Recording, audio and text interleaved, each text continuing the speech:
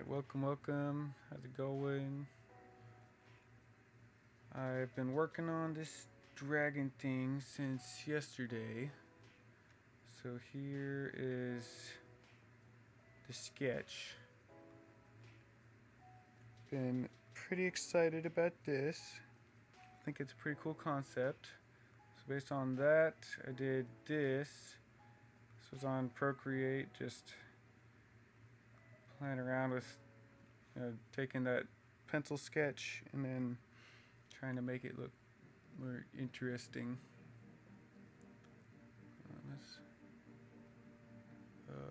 Chat box. Put that down. Yeah, so trying to make the pencil sketch look a bit more interesting. This is kind of a value study.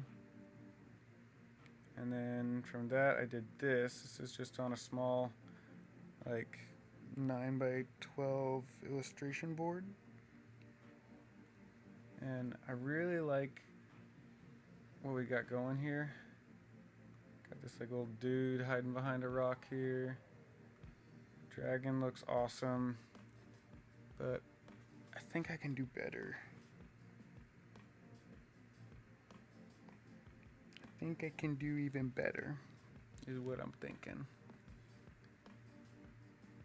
So, went and got some more reference of just, this is like Greg Rakowski, this is another Magic the Gathering.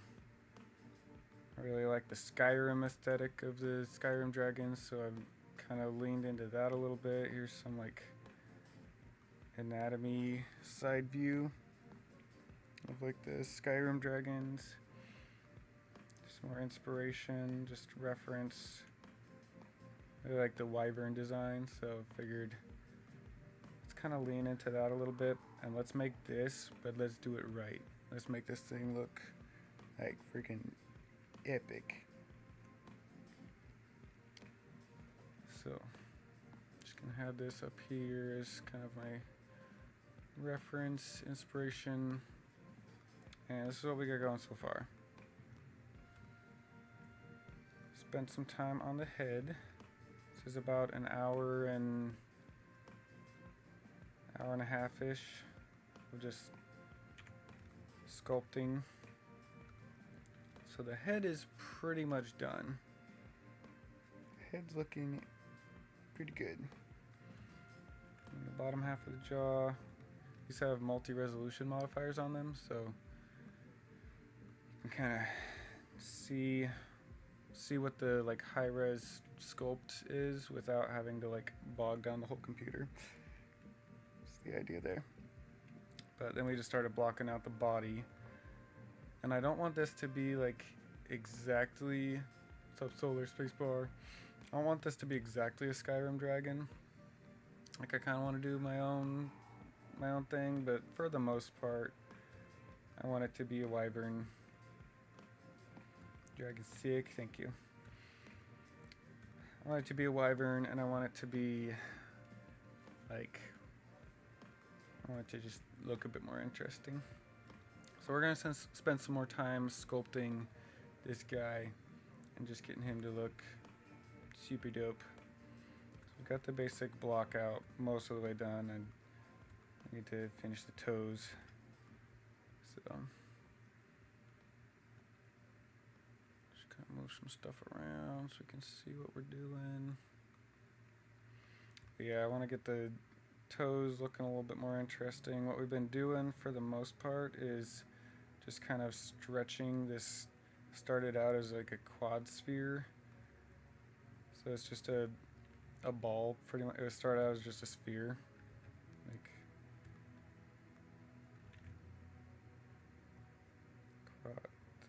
quad sphere.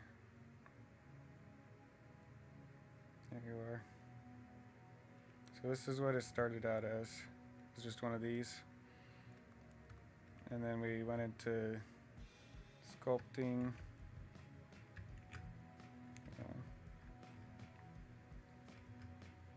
Need to apply that.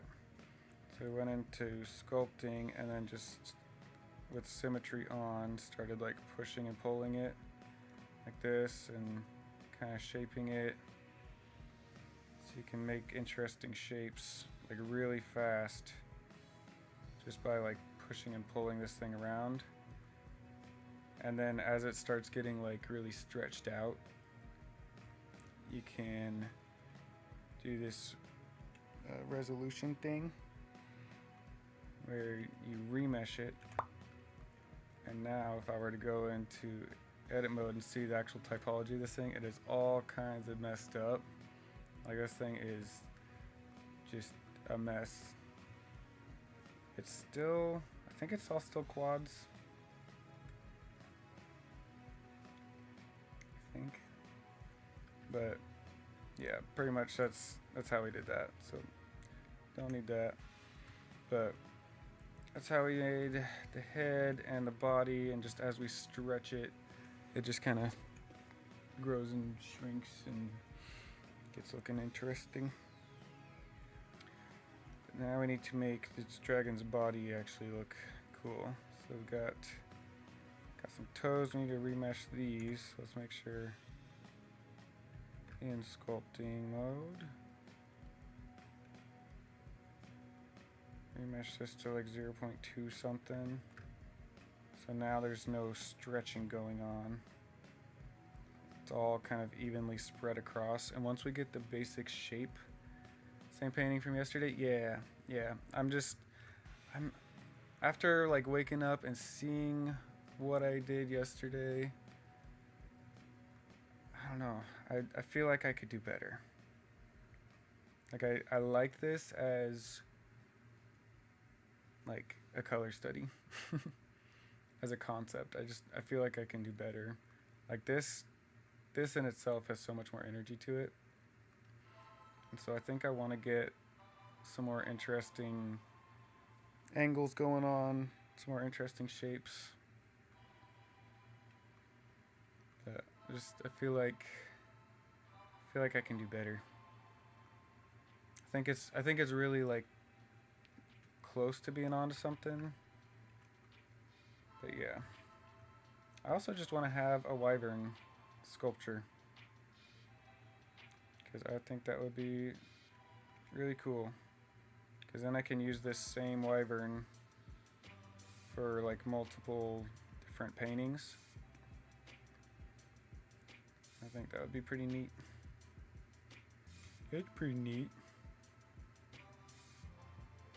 So yeah, I'm just making my own wyvern 3D sculpt, and then we'll be able to use this guy as like kind of a base for several different paintings. And if we decide to make him a dragon, I can just take this same sculpt and like give him arms. I could just like beep.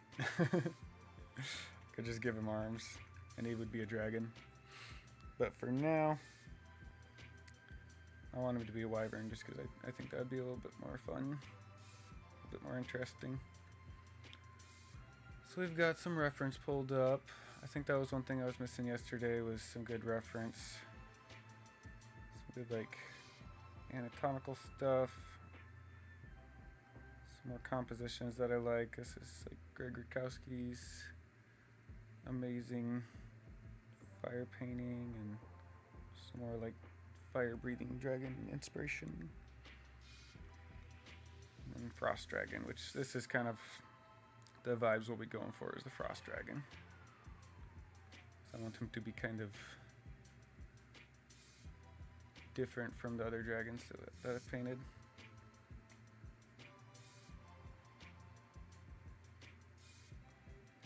So yeah, this stream is going to be mostly sculpting. I just thought that would be kind of fun. This head just looks so tiny. Just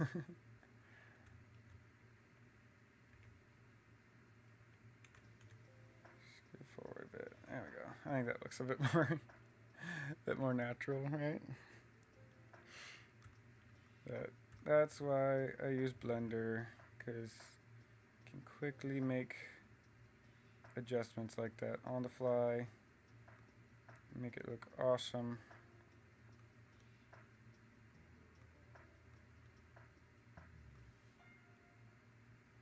New year, new me. ads for... Oh, wait. Yeah, what's everyone up to? How's everyone doing? How's y'all's Thursdays? How's y'all's Thursdays been? Hope y'all are having a good Thursday. Alright, I think the block out is pretty much there. Taking an exam right now? Oh dang. Oh dang.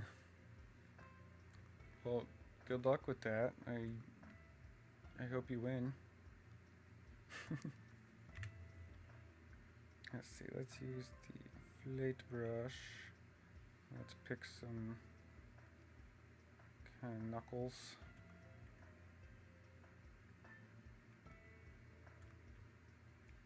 Kind of start deciding some shapes here by inflating some areas. That'll just give us a bit more to work with.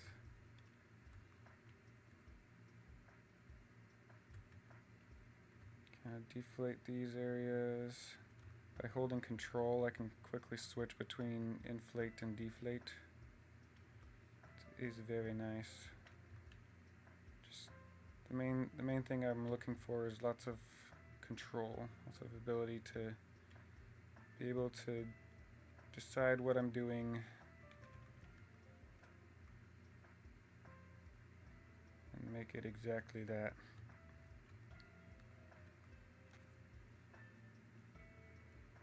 Right, wings. Nice part of doing stuff like this, of like doing these sculptures, is it's a lot easier way to like understand something. It's like doing a study. And studies are just a fantastic way to make sure you are understanding what you're painting.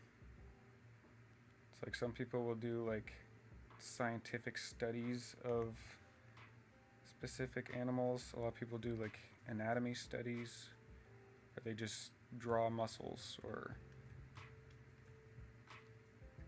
tendons or skeletons, or I've done that several times. It's very helpful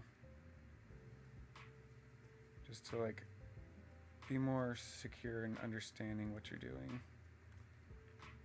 Because like I think one of my things I was running into yesterday was I knew what I wanted to do, but I wasn't quite there on how to do it. And so right now I'm pretty much doing a study. It was super chill, good. Yeah, I'm pretty much doing a study on like how to make a dragon and make it look really good. Hopefully, you know. Alright, and then we can do like the draw tool. Just kind of resize it and bigger. So we want this to look like one part, and we want this to look like it's connecting. Hold on, do we want... does this want to be one part and then these connect to it? Yeah, that makes more sense. So we can grab this, make this look like a finger coming off here. A winger. Not finger, a winger. These whole things are pretty much wingers. That's the cool thing about dragon wings, is it's the same anatomy as a human. Like this is a shoulder. Let's go back to draw. This is a shoulder. So you make the shoulder blade. This is a bicep. This is the elbow. This is the forearm. So then when making a dragon, you kind of think about it with the same mindset of like, okay, if this is a forearm and this is a hand, make the forearm a bit more muscly over here. Let's do, yeah, clay strips brush. Let's make it more muscly over here.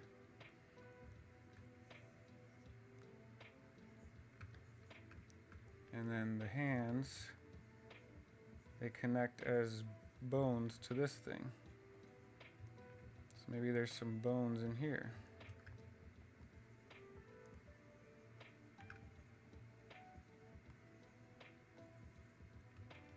And this would come in like that. And then this is like a thumb. So you got kind of like a joint and a joint here. We're gonna have to remesh this. Let's just Control R. Now it's the typology is kind of spread out a bit more evenly. And anyone watching, if you're not a sculptor and you just want to learn about art, this is a great opportunity to just like be able to see something from a different point of view. That's the nice thing about 3D, and I purposely learned 3D so that I could do stuff like this and be able to just have a better understanding of what I'm doing.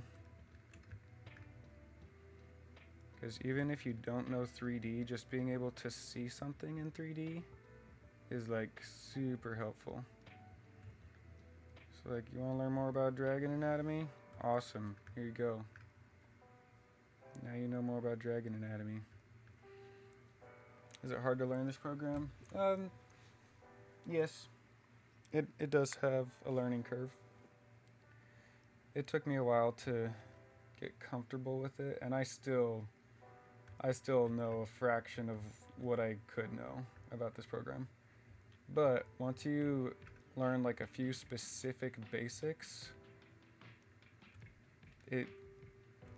you're able to figure some stuff out.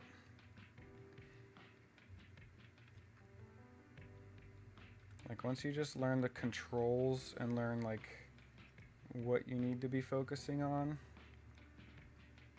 it becomes a lot easier, and you can actually start like making stuff even with basic knowledge of Blender.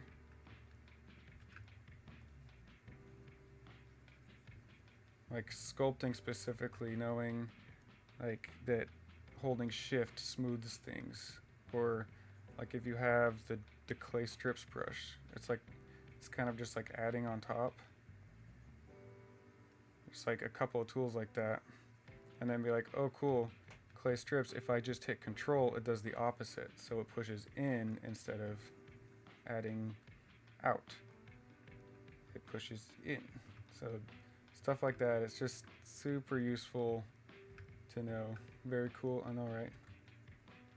So really just knowing like control and shift with any tool, and then boom, you've got stuff that you can work on just by knowing like those couple of simple shortcuts.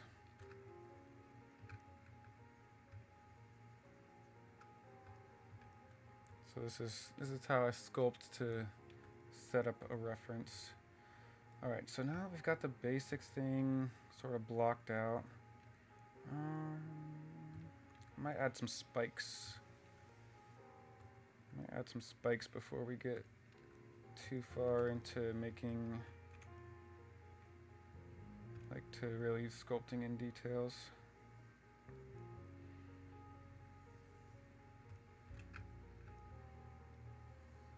So I've just got the grab tool. I'm just gonna kind of grab and add some little spikes coming out of his neck.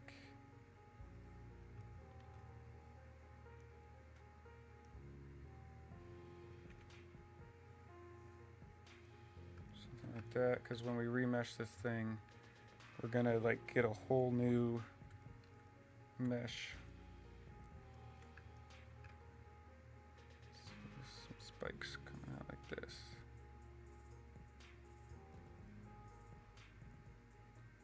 So you want to get most of this stuff kind of figured out in the basic block out stage, which we already finished the head pretty much, but now we're just working on the body.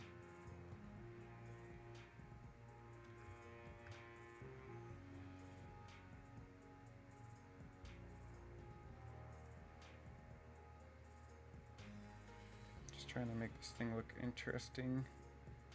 And yes, this sculpt is like very helpful for my current project, but I'm also just putting in effort into it for the sake of having a nice wyvern model to then make other projects out of, because I can use this as kind of the base of all kinds of other dragons and wyverns.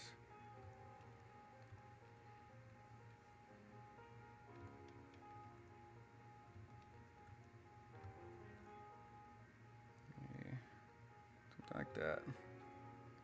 And I'm using like a graphics tablet right now. None of this is on like mouse and keyboard. Like some of it is, like here's my mouse. I can do parts of this with mouse and keyboard, but it's also nice to have the graphics tablet. It's just like a big drawing tablet for this part. So yeah, there's like certain things that can make things harder or easier on yourself when doing sculpting stuff. I don't want to get too detailed with anything. I'm just trying to get like the basic shape blocked out. And F is resize. So F just changes like how big the brush that you're working with is. What type of tablet do you use with your PC? This is a XP Pen Artist 24. See if I can pull it up real quick. XP Pen Artist 24.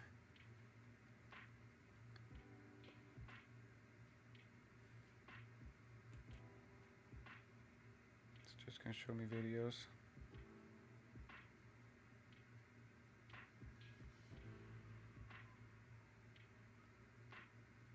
Yeah, there we go. This is what I got. He's very big, and it works with like all the drawing apps, and so I have it down in front of my, like right in front of my keyboard, and then I have another monitor up above everything else. Wondered about XP Pen. Never buying another Wacom. Yeah, I've really only used this one. I have a Helion, but it's just one of the the screenless ones. Some big spikes coming off the back. Yeah, I have one of those like screenless ones, and it did the trick for a while, but it got to the point where I just felt like having a monitor would just be better. Oh, that is completely stretched out. There we go. Just want to bend that back a bit. Too much of a disconnect, yeah. I mean, it's nice, but I think one of my main issues is I don't like having my desk too busy. Like, I feel like I'm at a disadvantage when my desk is too busy, because I gotta like reach over here and reach over there, and I don't know, it just felt like too much. And so having like my monitor be my tablet feels great. What's up, Click? How you doing? We are revisiting the sculpture. I wasn't feeling good about, like, I like what we did yesterday. So just as a recap for anyone joining in, we started out with pencil sketch, did a bunch of thumbnails, got here, this idea of just big up close, really like gaping jaw, and then a guy hiding behind a rock. And then we did this value study, just the white to black, and then I did also do a where is that? I threw some colors on the value study as well. Yeah, here it is. And it's just save this as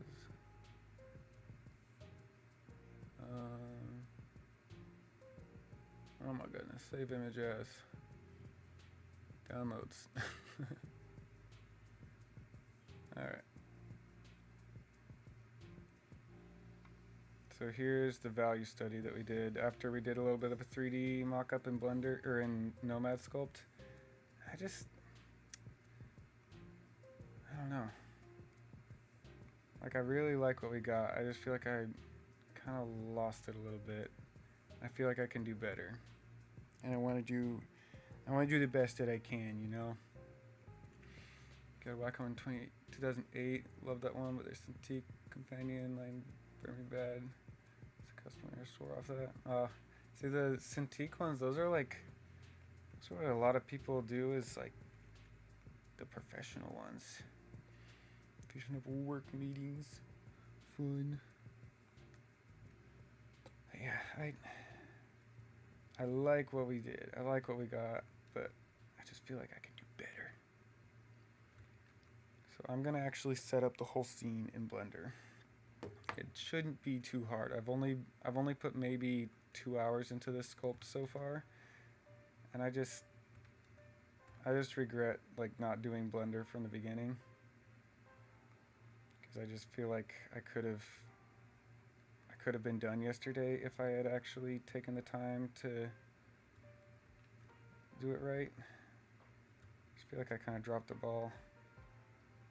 I don't think I dropped the ball. I just think I could have done better.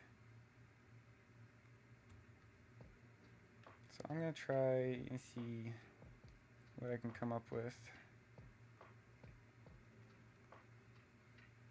Let's see what I can do better.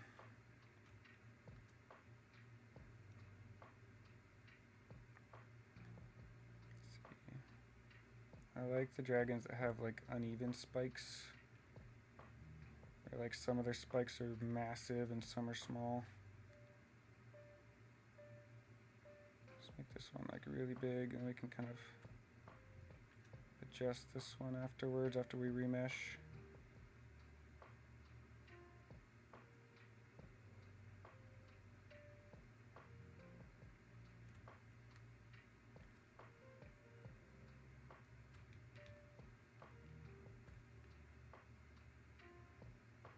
But yeah, I just wish I'd done this from the beginning. Where's everyone watching me from? I'm streaming right now to 5 different platforms. I see that Click is on Twitch and Aqua Granix is on Twitch. And then Sean was chatting from Facebook. Is anyone watching from YouTube or Instagram?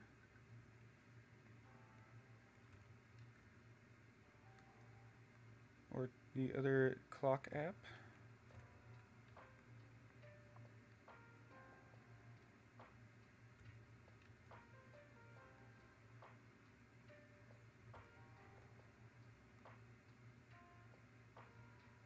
I also just want a nice dragon to work off of for my other paintings. Got a nice wyvern going on here. So I'll probably save the base mesh of this as an instance, and then next time for like the March dragon, we'll do maybe we'll do a like actual European dragon with like 4 limbs, you know, and we'll kind of use this as like a base mesh to start from, which is the only one I get notifications from. Yeah. Watching from Click's couch. I know it. Yeah, I mean, hey, I'll take it. Twitch is kind of where it's at, you know. I like Twitch. Twitch actually does payouts for their subs too.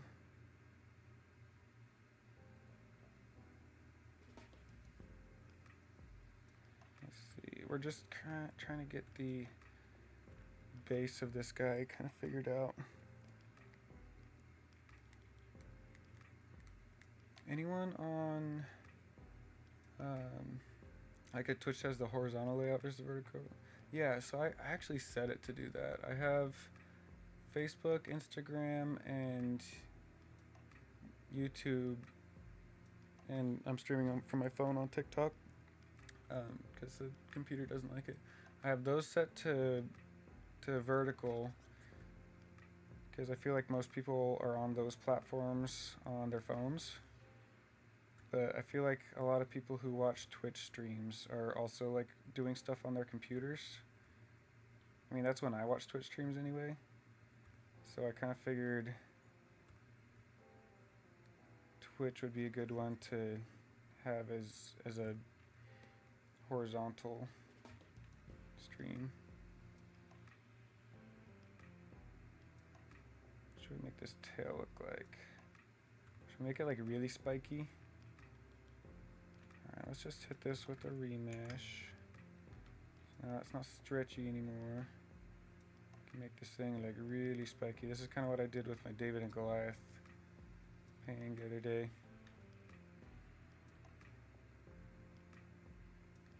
That was like last month.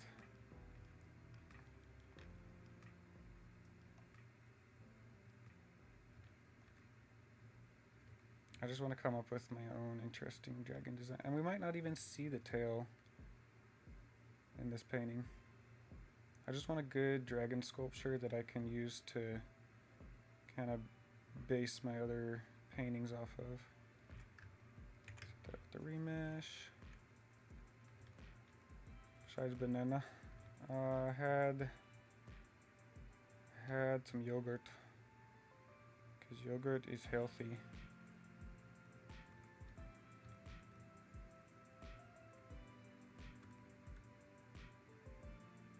But we've got a Walmart order on its way right now, so once that arrives, I'll probably, if I can get this set up, and do the whole blender side of things,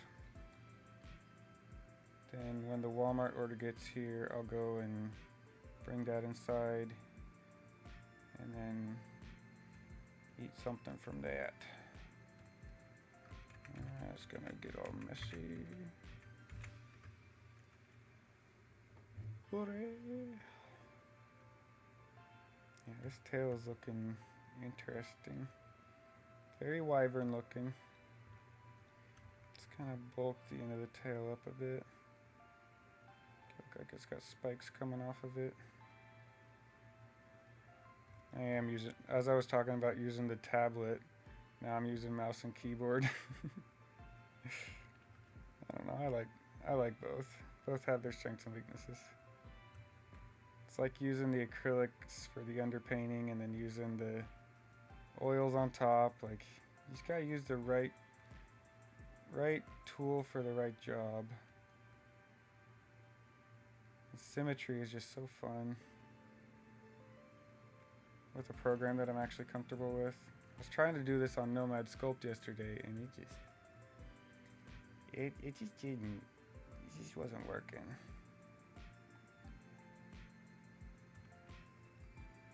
Yeah, this is a very interesting looking tail.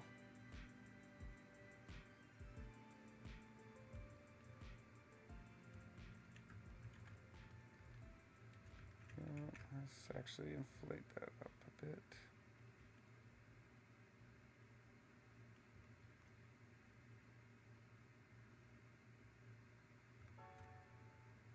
Don't want my geometry getting all wacky.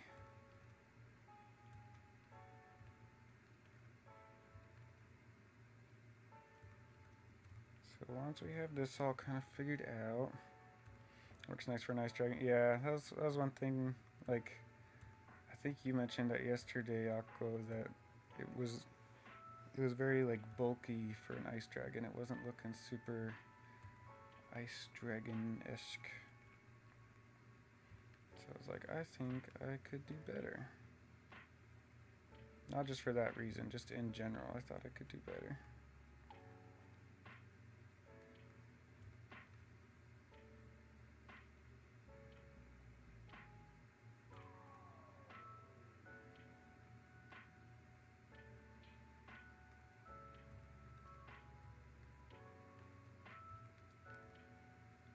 Yeah, these reads like icicles. Yeah, I agree. Well, we got some wacky geometry going on now.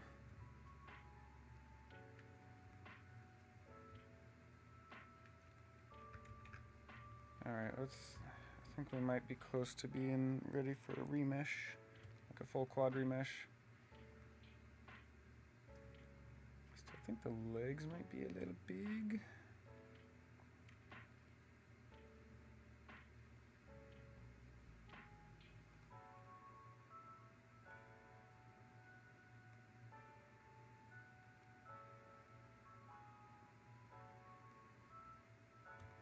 Yeah, it looks a bit more buff now without those super long, lengthy legs.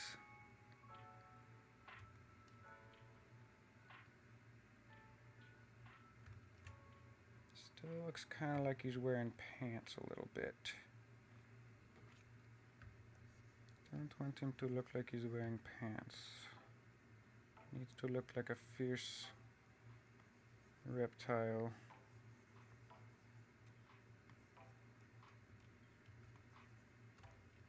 This kind of stuff is what the pen is great for. It's like the actual drawing parts where you're like drawing onto the sculpture. So then we can use like the clay strips and start adding some like interesting texture to it. Okay, anatomy wraps around. Got these like plated areas.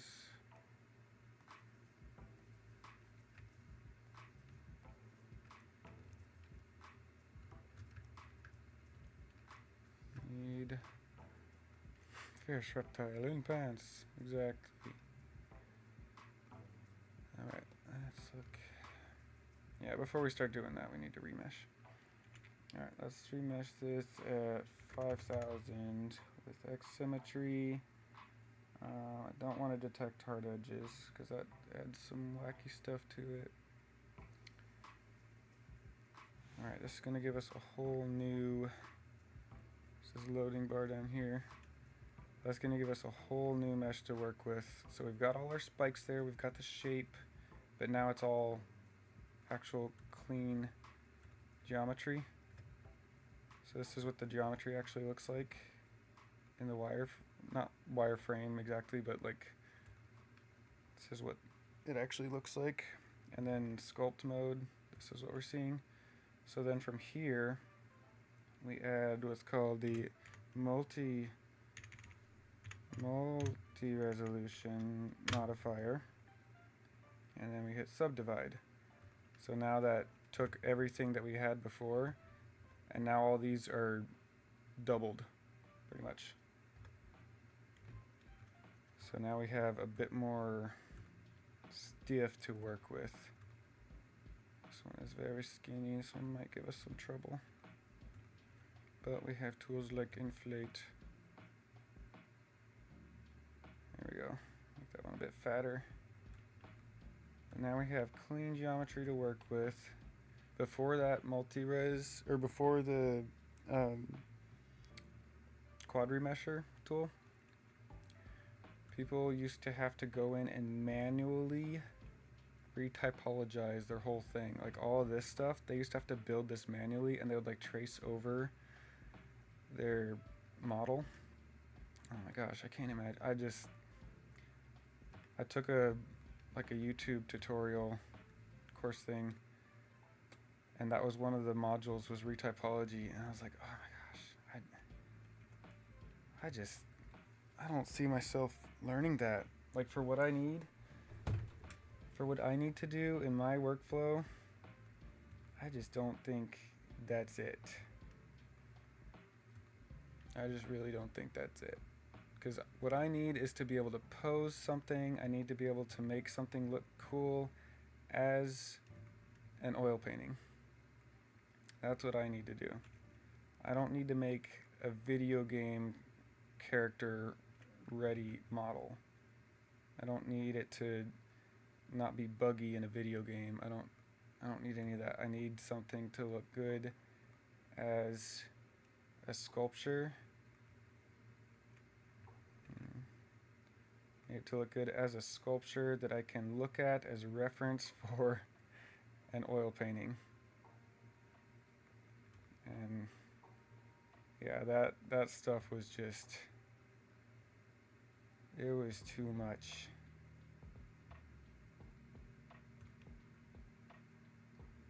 And like there's even some things like someone in my TikTok stream yesterday was talking about like, oh well, you need to just learn how to like bake your stuff into the mesh. And I'm like, yeah, I could do that, but that's something that's just I don't think I need to.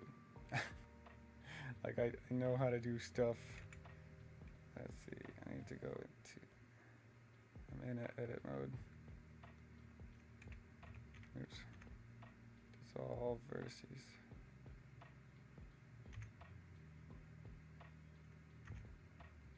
There we go. That one was getting a little wonky. Like there's some stuff like that that you need to know how to do for Blender, but like for the most part, I'm gonna fight your dragon in VR. How are you gonna fight my dragon in VR? Oh, are you playing Skyrim?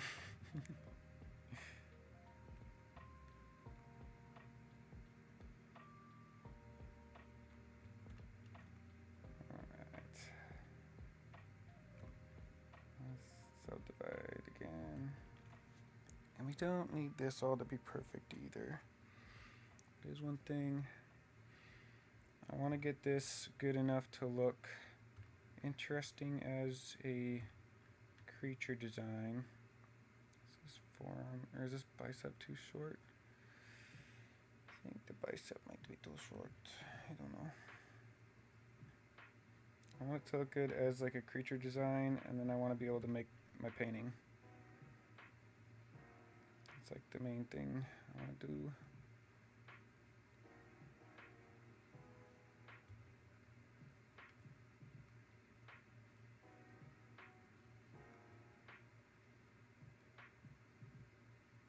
I'm just kind of like dragging down with the mouse.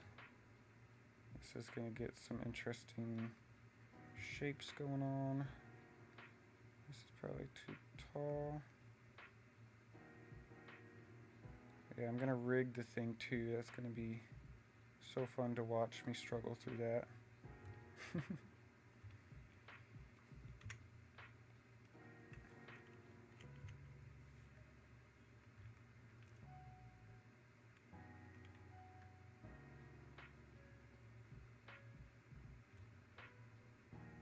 want these joints to look like actual joints. Kind of like my spider legs for my Shelob painting. I want these to look like actual joints.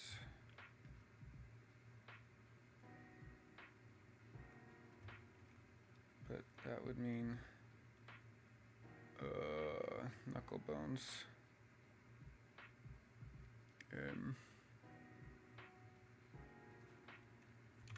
Knuckle bones. Ugh. Anatomy. I don't want to see meat. That's disgusting. Alright. Yeah, they just kind of fit into each other.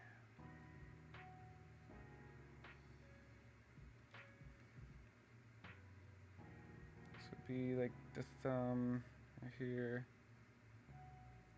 So I need 3 main and then just like the finger spike. So I've got the 3 main. I should give it like a little bit of finger spike down there. Is she calling me? She told me to stream. Now she's calling me. Hold on. I need to mute my mic for a second. I'll mute my mic. Mute.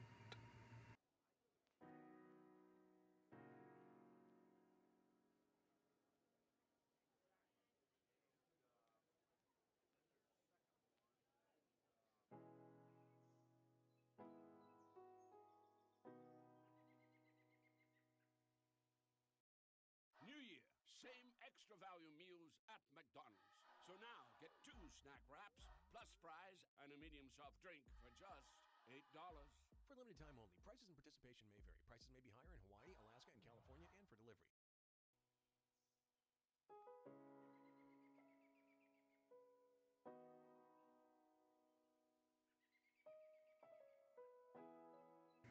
Alright, I'm back. She told me that she's like, "Okay, I'm gonna go pick this thing up, so you're good to stream for a while." Because we were talking about painting downstairs together this afternoon, and she found like a table and chair set or something that she wanted to go get with Donisha, so she's out doing that. So she was like, "Yeah, you can stream." So I always like to be like interruption free when I stream. I'm just able to focus a lot more.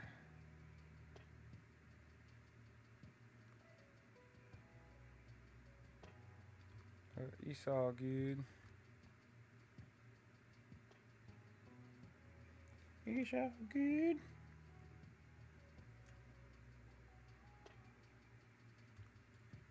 Alright. One linger. Looking good. I want this to kind of be exaggerated a little bit.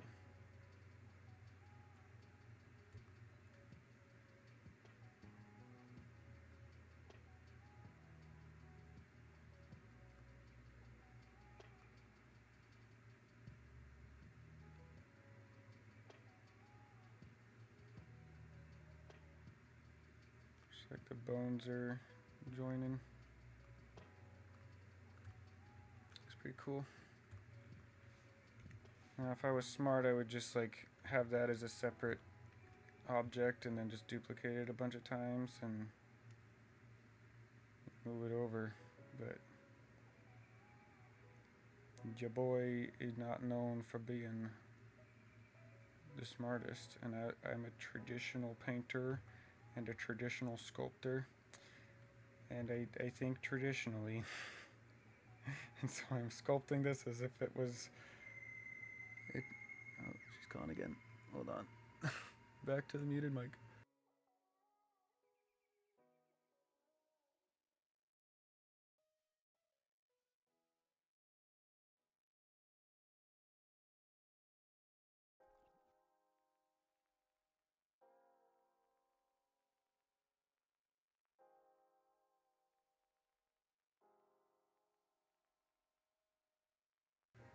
Alright. What's the dragon for? We are working on a painting of a dragon. So here is my sketch. So we started out with this as our like thumbnail sketch. This is just like the size of a magic card. It's just like 3.5 by 2.5. We did a bunch of these until we came up with this idea that looks pretty cool, and then we did this on the iPad. We just kind of took a picture of that sketch, traced it onto the iPad, and then did like this value study, and then I threw a gradient map over it to get this kind of color study. Color study, and then this is the oil painting that I did yesterday, and I was planning on having this as like the final painting, but I think I can do better. So I'm gonna use this as like the color study, like traditional color study, and I think I just made the head too small, and I lost that interesting angle that we had here. Like I feel like it was just, could tell a lot better like what I was doing here, and I feel like I kind of lost it with this, but I don't know. So I'm going back into Blender, and I'm making the dragon here so that we can actually line up the scene, line up the camera, get it exactly what I want it to look like, and and get it exactly what we're going for. So, but that other phone call just now was Shanna saying that the groceries were just delivered, so I won't end the stream. I'll just, let's see, we're gonna do sticky note. I'll just put this and make a new one. It says, be right back.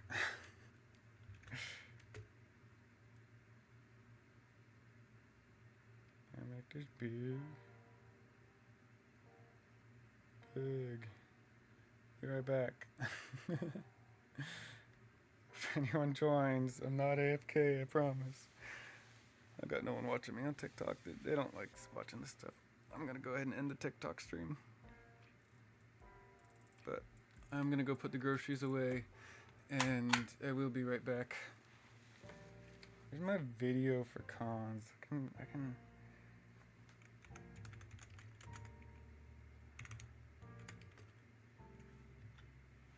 put this up so you guys can have something to watch while while I put groceries away if you want it.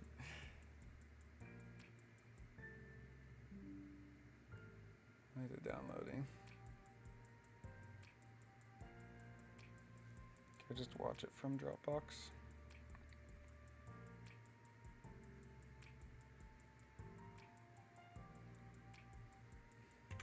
I put the video on Dropbox and it wants to download it. I'll just watch it from here.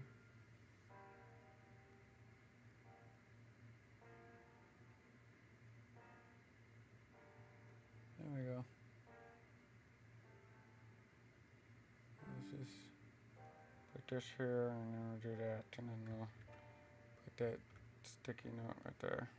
There we go. All right. Creative. And you guys can watch a video. Alright, be right back, like 5 minutes hopefully. Just need to put away the groceries and get some food.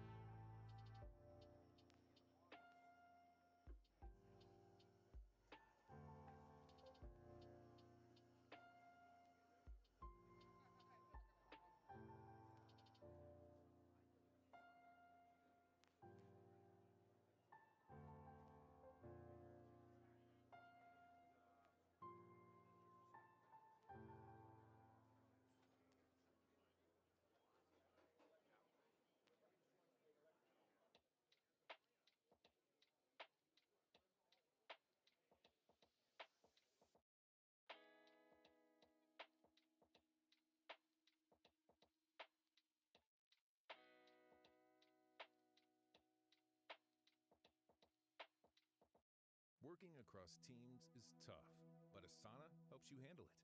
Asana AI can spot roadblocks and assign work to keep everything on track. That's how work gets handled. Visit us at asana.com.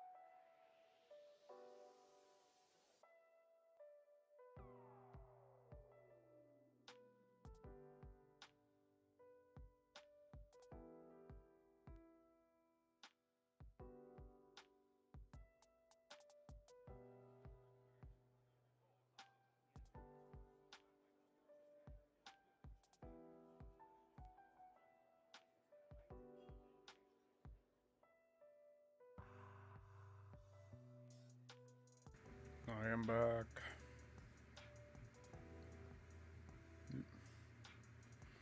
Let's keep going with this thing.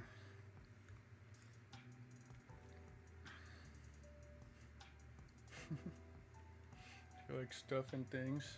Yeah, chat. Do you like stuff and things?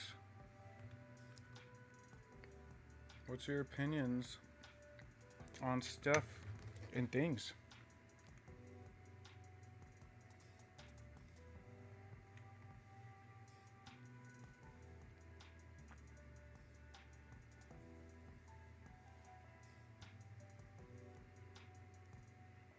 Personally, there's a few stuff and things that I enjoy.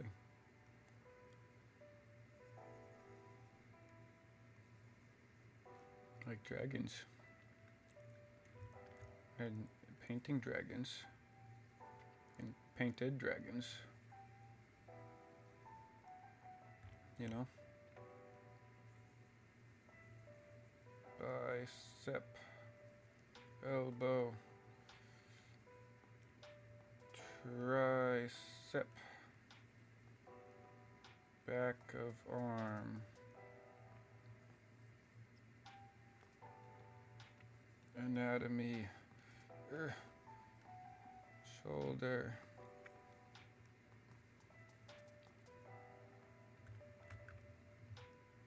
because dragon anatomy is very similar to human anatomy.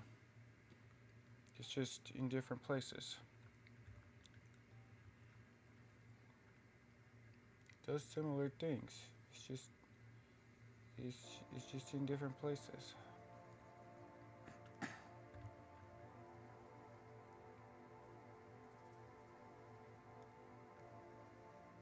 This guy look buff, beefy dragon.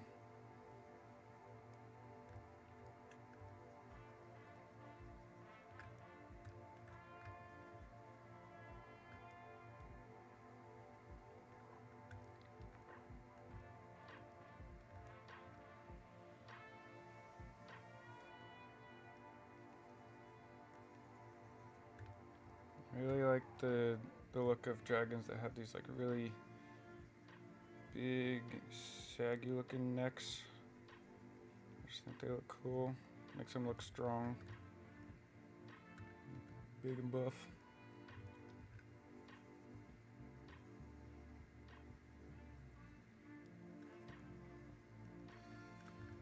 Let's see.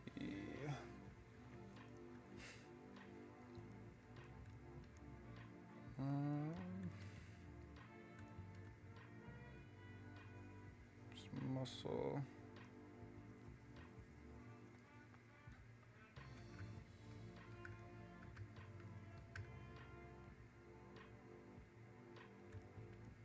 Subdivide that one more time.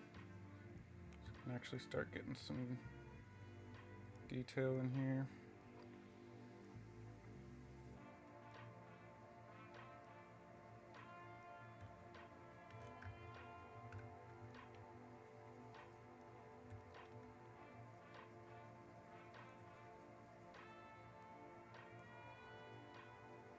Some funky tunes.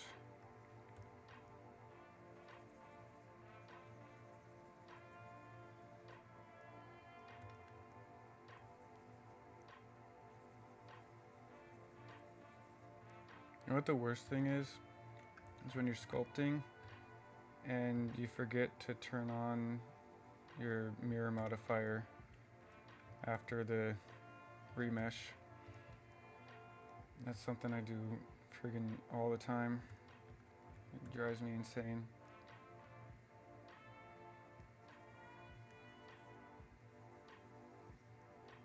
And I have to like undo and go back and redo all that stuff that I just did.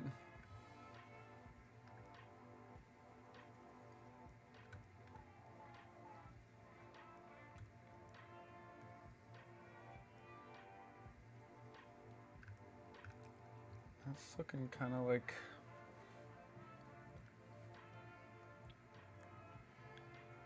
yeah, so you gotta split the thing in half. So if I were to do that, I would have to go like this, and I would do this, and then I would do this, and you gotta get it like exactly in half. So like up here I missed some stuff, so that wouldn't work. So I have to go back in, get it right up next to it, and right up next to it here, and right up next to it here. So everything that's not on that side. And then I would delete this whole thing and add the mirror modifier. Yeah, so you were right, it is a mirror modifier. But that's how I would fix that, but it's just such a pain, because then you have to make sure it's exactly perfect. See if this chimichanga is ready to eat. Chimichanga.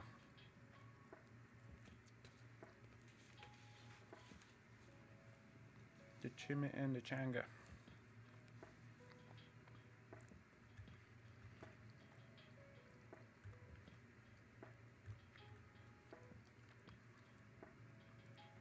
Yummy.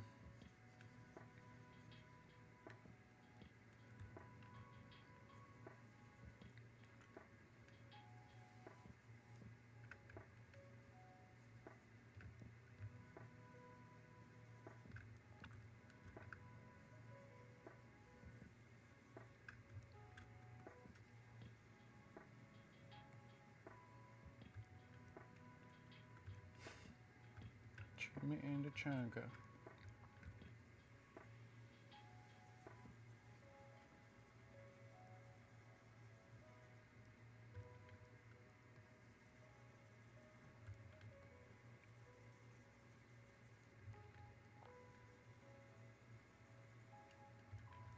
Just getting some texture all across this thing.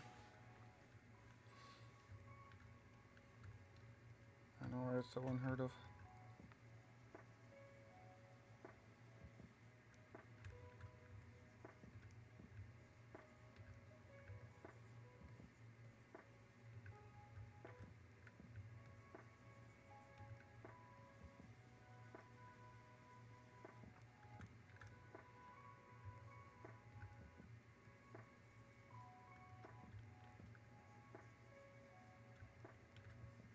Some of this going all the way across here.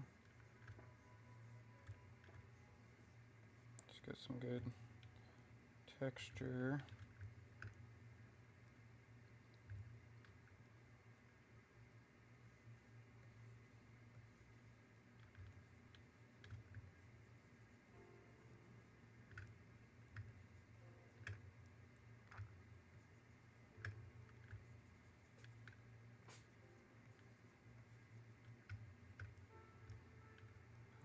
Wing in the way. And this is where a smart person would have sculpted these legs individually and been able to hide the legs and the wings and be able to work on them one at a time.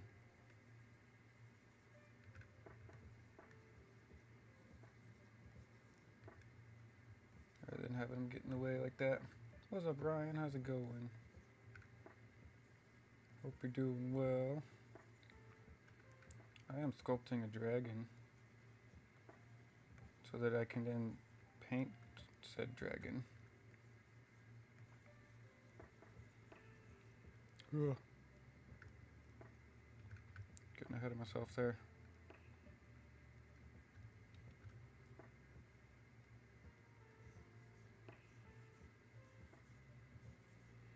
I'll be using this as reference for an oil painting for the Painted Dragon Print Club,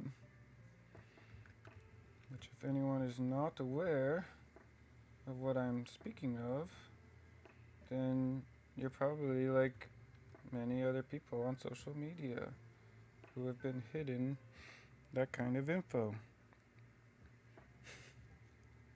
because the algorithms don't like things that take people off of their platforms and onto others. But the other platforms are the ones that I make my income on.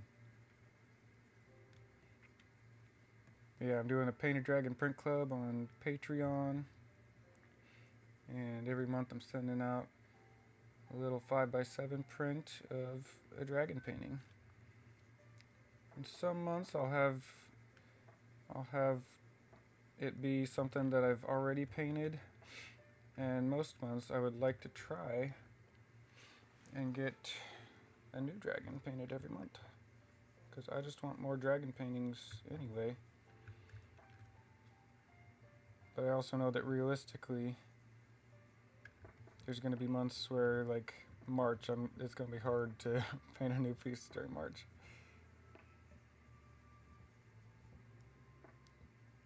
I'm hoping that Shannon will finish her piece soon too. Anatomy, that was pretty cool. That's pretty cool. There's old man and friends that thinks you put your reference drawing on a food blender. Yeah, exactly. Dumbledore wasn't afraid to say the name of things. There was Master Adolin. Does she have a place to follow her art? Just via your page. Via our page is like you're gonna see all of her stuff, but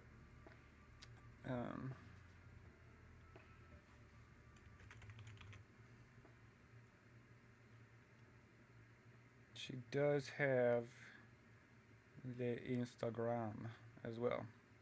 So this is her dragon that she's working on right now. It's just Shannon_long_art. So she does have the Instagram, but we don't keep it super updated. I run both accounts, and so I just sometimes forget that this one exists because she definitely doesn't do anything with it. she's not the social media person.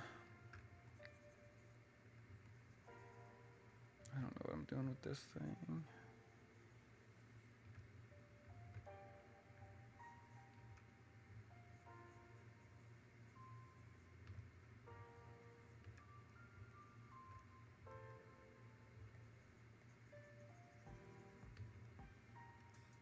This to be kind of like a thing on the wing that comes out of the elbow is like a bone. Might end up taking that off.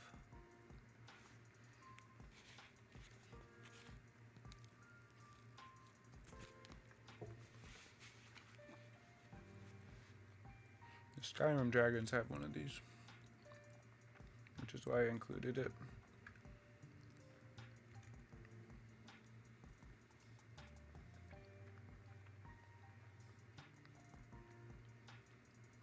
A bit more bendy.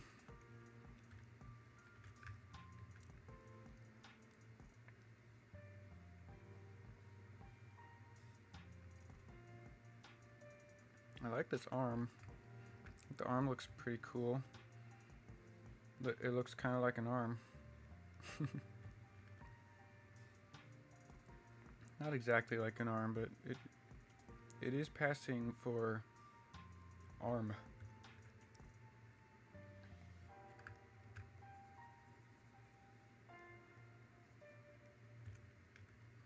Most of these muscles are going to go kind of like this. That's how a real arm muscle would move.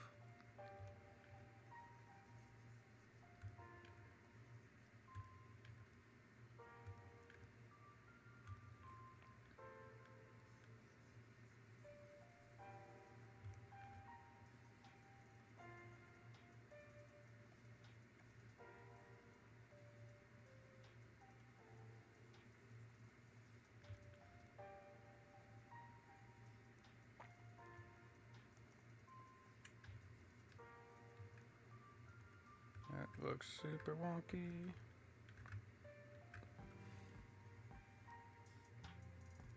Try to get that a bit more even.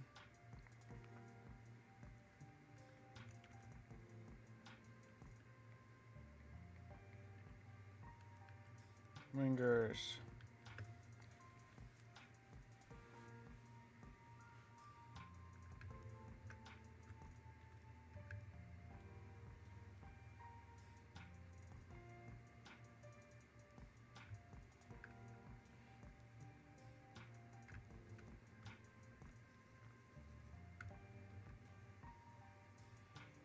And the thing is, like, it's like distance sensitive, so like the closer you are to the camera, or the closer the camera is to your thing, like the smaller the brush is, but the farther back you go, the bigger the brush is. So there's a lot of like zooming in and out and trying to figure out like where you're working from and how big the brush needs to be.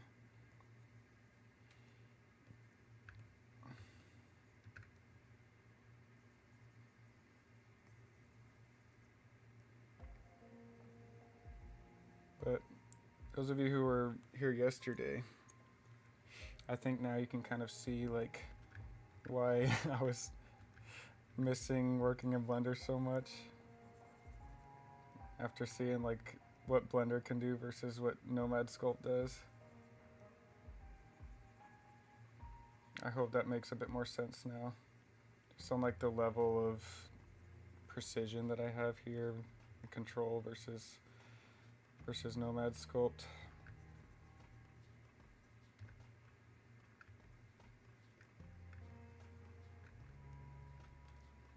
What's up, eggplant? We're sculpting a dragon.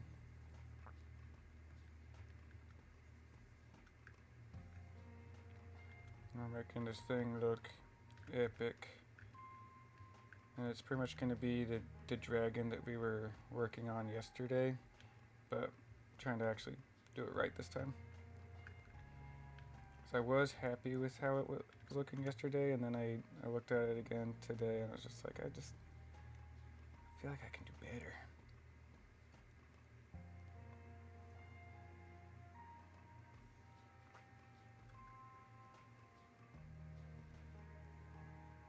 Just got a bit more swole.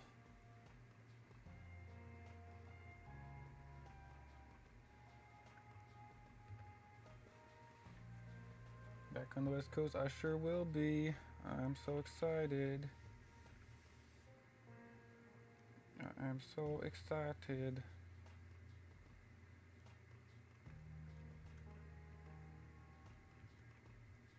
And that was all because I'm pretty sure that they gave me a spot just because we spammed them so much. Like you guys were spamming them, and I was spamming them. Just like, please let me in. Please give me a spot. And they were like, oh, well, if you want in that bad, I guess here's a premium front end corner spot. That's what I ended up getting, was a premium front end corner. Like, I got a great spot. Like, I'm right at the front of the show by the celebrities.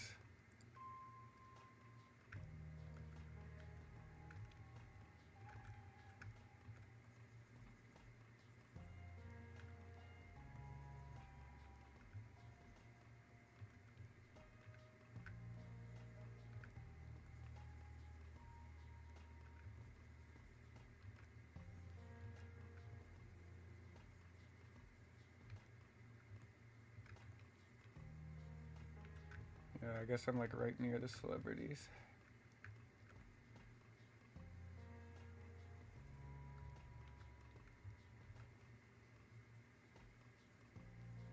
Which, like, those spots can be tough sometimes, but most shows that I've been to, whenever I've been right near the celebs, is I've done great.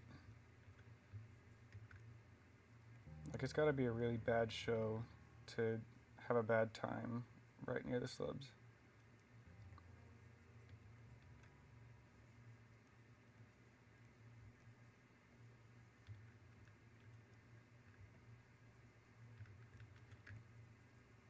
Try to make those look a bit more natural.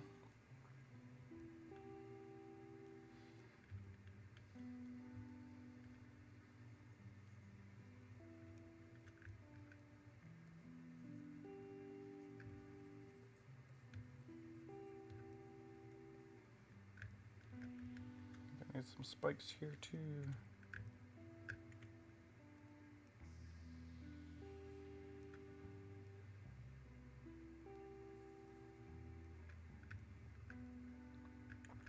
Two right next to each other.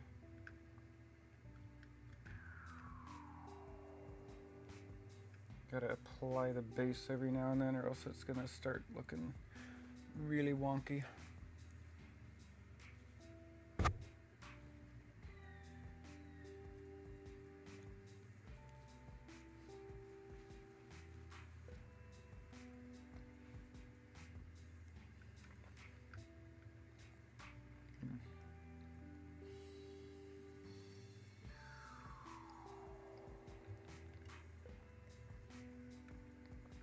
One thing that makes dragons look really cool is just like the crocodile design.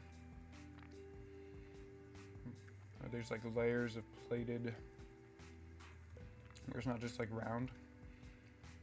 Have these kind of layers going on.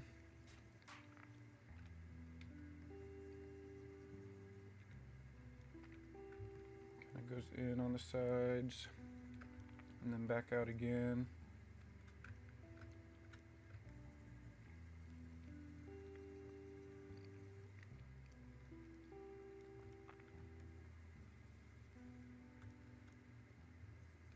Back in.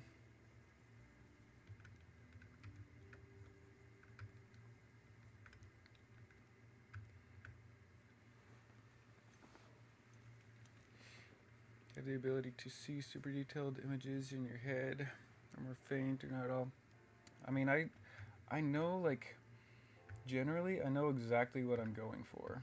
Like, I can see it in my head. It's just putting it down on paper is the hard part. So yes, I definitely like see it in my head. But yeah, getting it on paper is the hard part, which that's when tools like this come in handy.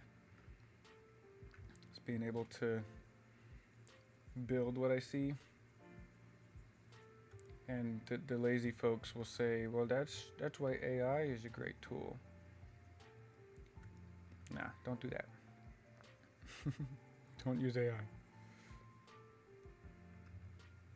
Because this right here, being able to make those scenes, it's such a satisfying skill to have.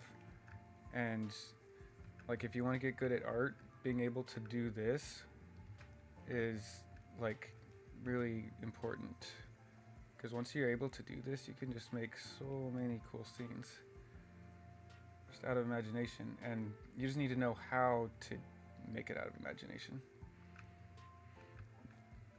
All the AI users are like, well, not everyone has natural talent. It's like, nope, no one does, actually.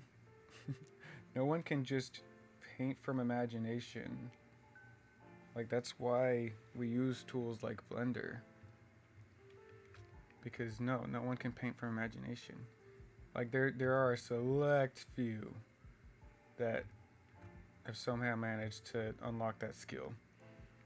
And I'm happy for them, as I'm seething in jealousy, because that's a rare case that people can actually just paint from imagination without any sort of reference and have it look good. Like, I've had some people say, oh, well, I can paint from imagination. It's like, okay, yeah, if you're kind of a beginner artist and you've been dabbling for a year or two and you can make something that you're really proud of, cool, you can say that. And that's just me being nice. What's up, Nicholas? Like, most artists use references. What's up, Hazel? It's very rare you find an artist that doesn't use a reference at all. Everyone uses references. You just gotta know how to get the references and use them in a way that actually works well, or how to build your own, in which case that's what we're doing here, is we're building our own reference. So this is the head.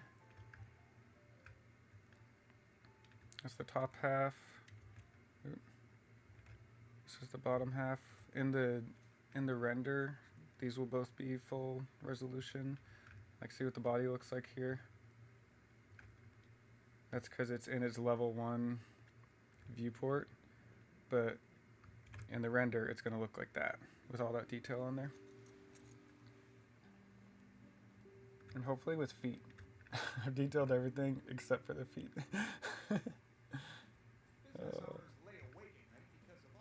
Stop it. Shut up.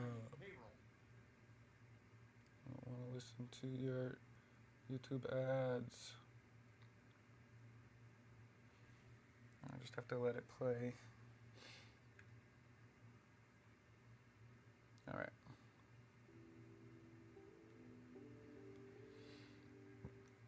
Yeah, so I just this is the same dragon I was working on yesterday. I just felt like I could do better. So got an actual mood board set up of like the design, mainly working on the character design. I like what I have here. I really like what I have here. I feel like I lost the composition a little bit. I just think I can do better. So I think this was good as like a color study. And I think my idea was awesome. I think my initial sketch was super cool. I want to do this, but do it right. So we are back to the drawing board, to the blender. Because I set up one of these in Nomad Sculpt and it just didn't look good. It just wasn't it. Just was not it.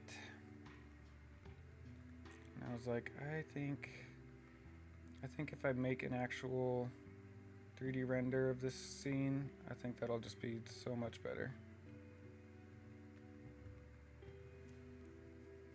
Yeah, it's the concept is solid, but yeah, just when I actually painted it, it's just way too much right here, and then it's just, the whole painting could be this.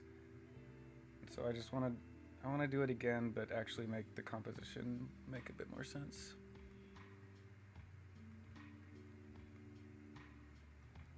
I just know I can do better. I think one of the things that I was really struggling with was just that I don't have I just didn't have the reference for it. So here we are, making the reference for it. Because Blender skills. How does this work?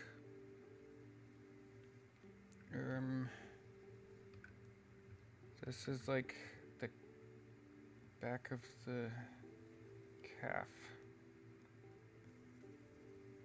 Anatomy. How does calf connect to knee?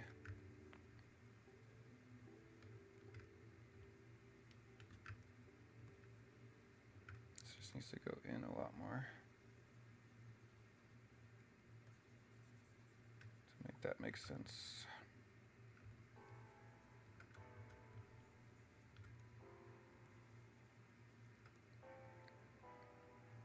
And this is like muscles. Trying to think of what this looks like on a human, because it's similar anatomy. It's just in different places. That's what I keep saying. And I am definitely going overboard with this. Like when I was making this in Nomad yesterday, I was like, oh man, I'm just going overboard. I don't need all this information that I'm doing up here. What I want to do is I want to have this wyvern model, and I'm gonna make like the base mesh and make it nice and detailed for any painting really. But what I want to do is get it ready for to use for like other projects as well.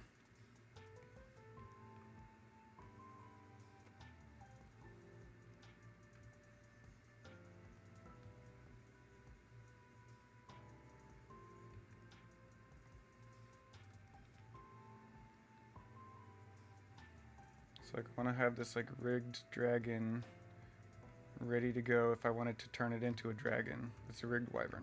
If I wanted to turn it into a dragon, I could just take this same model and just add some arms onto it, and then it would be a dragon. But for this one, I want it to be more wyvern aesthetic.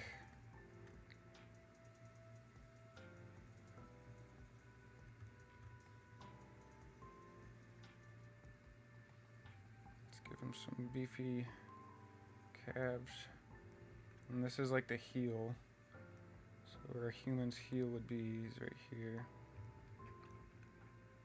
And then this is more like a bird foot, so it doesn't really have like human anatomy for feet. It more has like bird feet.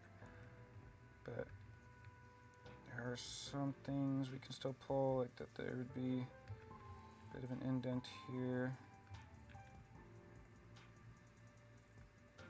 Where this connects. And this would be kind of pushing out here. This would be kind of indented here.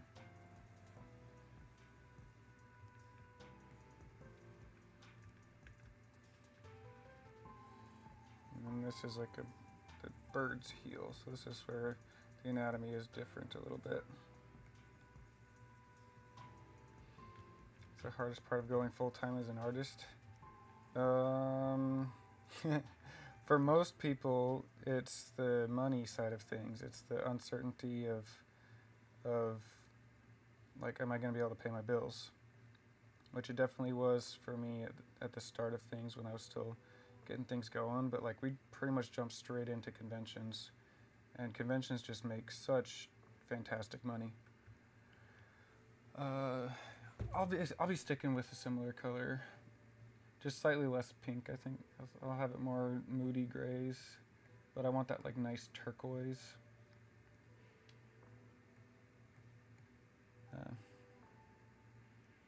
Yeah, the money making side of things is definitely, for most people, the hardest part. But since I was able to just jump straight in to doing conventions, I haven't really felt that as hard as some other people, which is why I'm always trying to convince all my friends to do Comic-Cons, because it just makes such good money that like I don't have to worry about it. So for me, it's crazy, but like for me personally, the hardest part of being a full-time artist is like having too many ideas and never enough time to do them. So like the traveling is a hard part, but I have so many ideas and never enough time to get to them. That's like, and hey, if that's the hardest part of my job, I'll freaking take it. You know, like that's amazing. I love that that's the hardest part of my job. But the taxes side of things is pretty bad too. Like having to be a businessman as well as an artist, and having to know how to do all that crap, because I sure don't. I'm just lucky I have Shannon to help me out with that. What part took the longest to get good at for you? I mean, I've been practicing art for so long that the art side of things was like, that was what I was already good at, and then I just needed to figure out how to monetize it.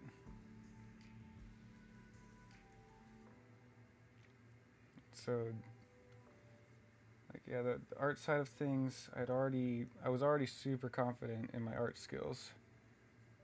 That was never really a concern for me. But figuring out how to monetize it, that was, you know. Even then, I just jumped straight into cons. And so I had just such a jump start on everything.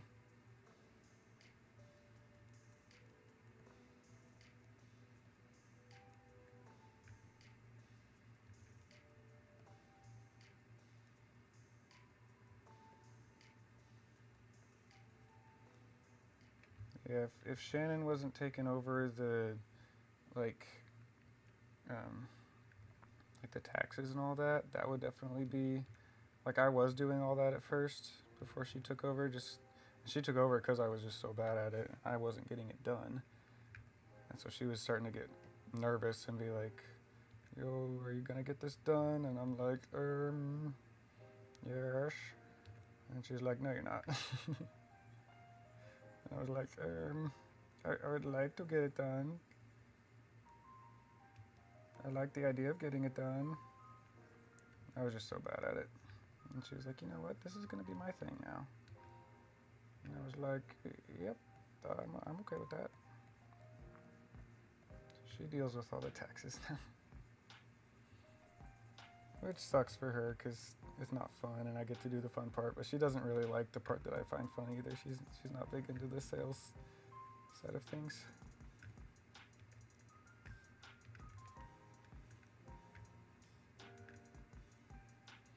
Sculpting feet. Sculpting feet. The video editor, husband that was an accountant, saved us so much headache. Yeah. Yep, having that person on the team, he's nice.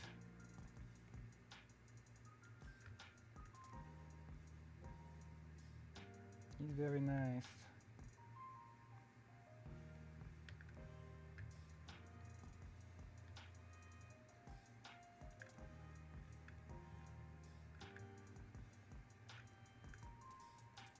So these are just gonna be like straight up claws.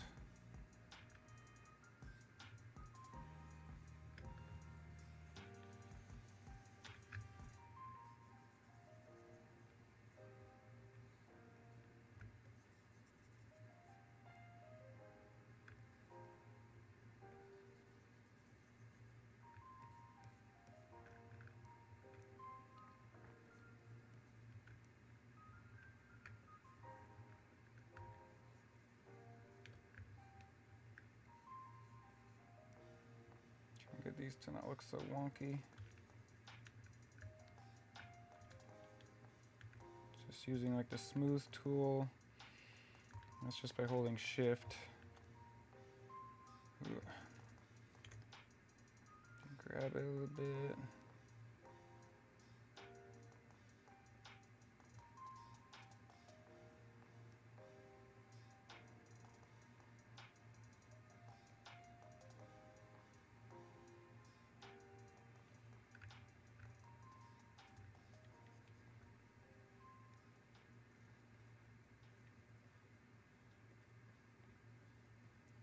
More interesting shape.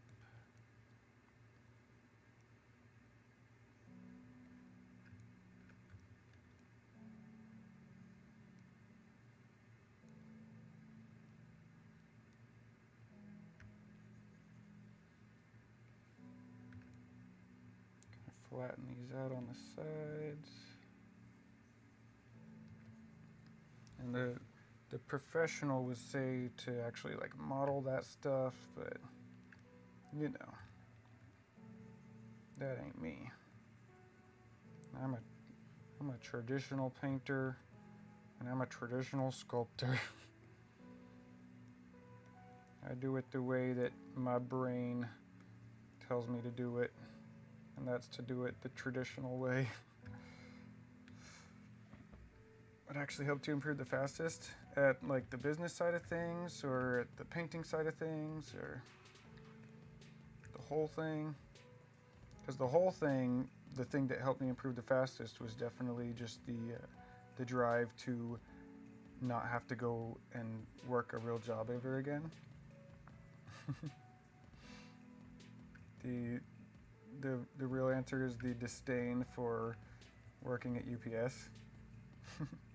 That's really what helped me get better or improve the fastest. Yeah, the drive to not have to drive a truck. That would definitely be the thing that helped me improve the fastest. But there's also things like YouTube channels that helped me improve on painting. Like I followed Kevin Hill, Kevin Oil Painting. He helped me so much in terms of the painting skills. He's looking pretty gnarly. And then like Bob Ross helped me a lot. That looks pretty great actually.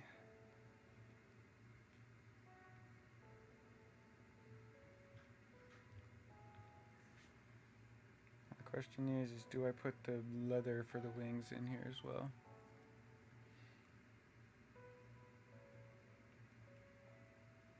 Because technically I could like, I don't know how to do that. I need to be able to like pin the plane to different parts of the wings and keep it separate. But if I were to connect the leather for the wings,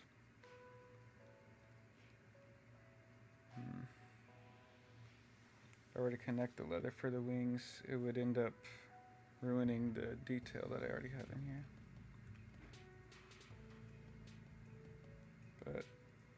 think for the sake of this, I will make the wings leather. Oops. Object mode. I'll just add a plane.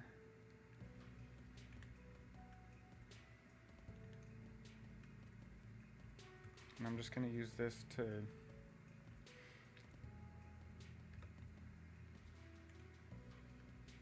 where is this? Oh, it's actually not bad.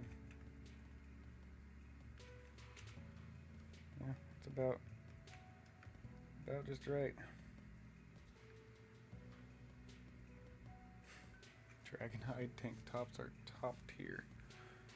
I mean, that is what the Dragonborn uses sometimes.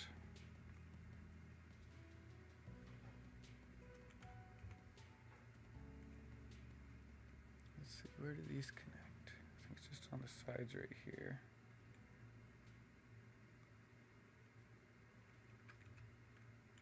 So I'm just gonna start like building the leather, like kind of piece by piece.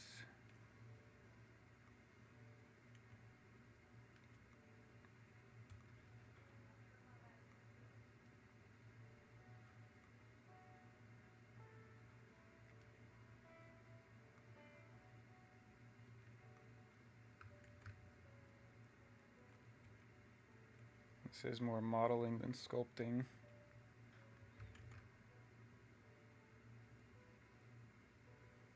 So I can do this, I can grab proportional editing and get that actual like bend to it. And then I can duplicate this.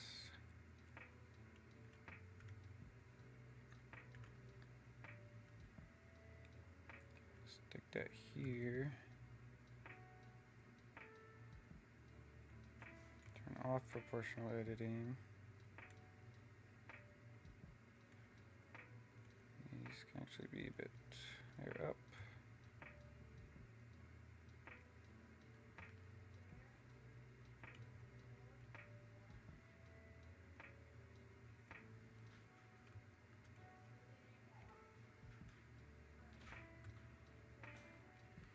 What other book series do I like?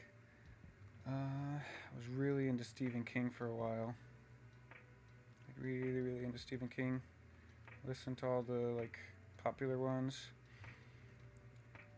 Had a lot of fun with those.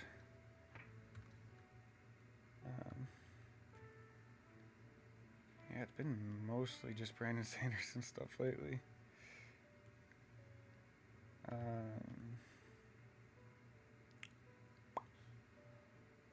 What else am I into?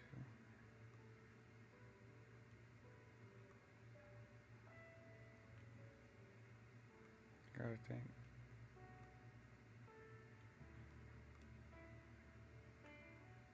I've listened to so many books.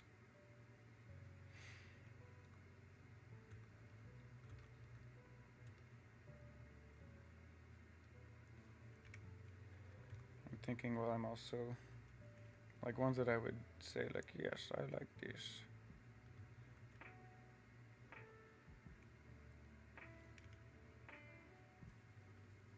Listen to 11/22/63 in the Long Walk. I didn't do the Long Walk. I did The Shining.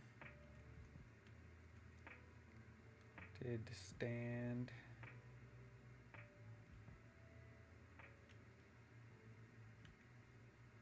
Did the whole Dark Tower series. Ooh, Jim Butcher. I love Jim Butcher books. Does the Dresden Files. Really liked Jim Butcher stuff. Let's look at this. Scale it this way so we can have it shining over brick. It was great. Nice. Yeah, The Shining was really good. Dark Tower was probably my favorite.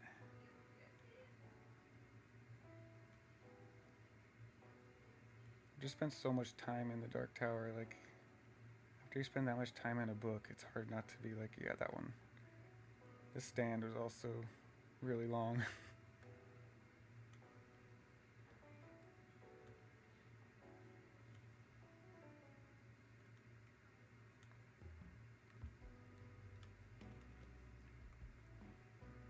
That's looking pretty good.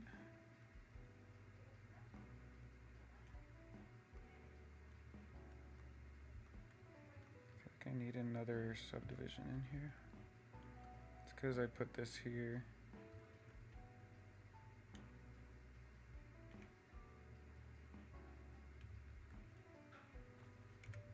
I need to remember to do this from the right angle. My hard surface modeling skills are not nearly as good as my sculpting skills.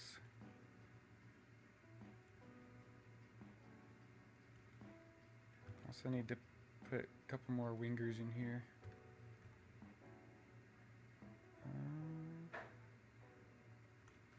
Control L, Control D, grab, rotate, scale, that's fine, scale.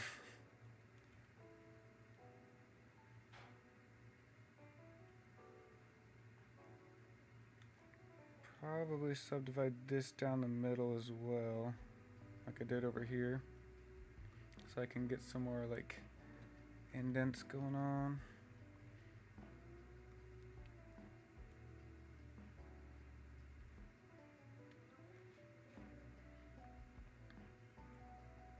But as soon as I start posing this thing, this is all gonna, well, unless I join it. If I join the whole thing, I think that might work. If I just join the whole thing and be able to attach the armature to the object, I think these might bend with the armature. The good old armchair.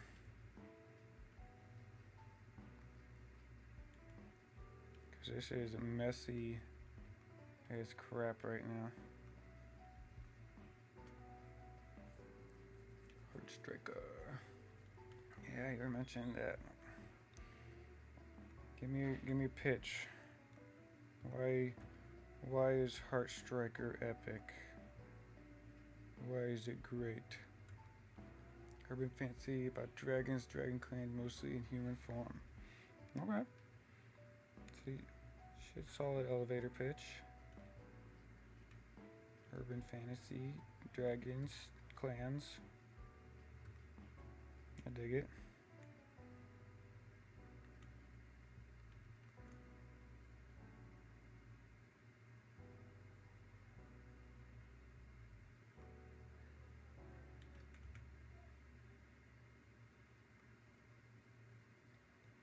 I think we've almost got some wings here.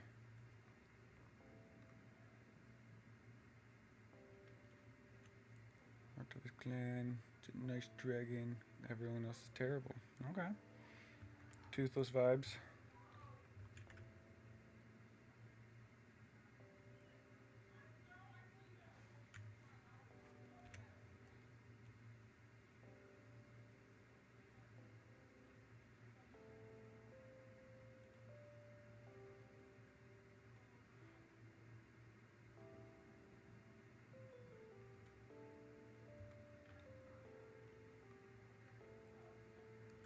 Go. Nice dragons finished last. Nice.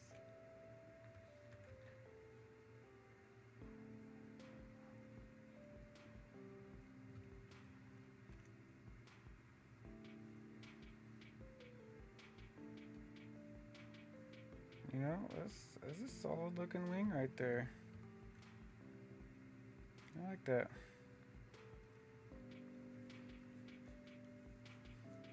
Baby and dragon ears. Alright.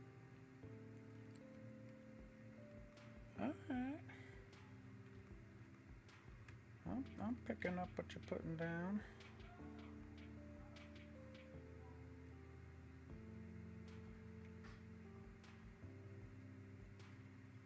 Wingstop. Lemon pepper. Lemon pepper. I like it, the lemon pepper.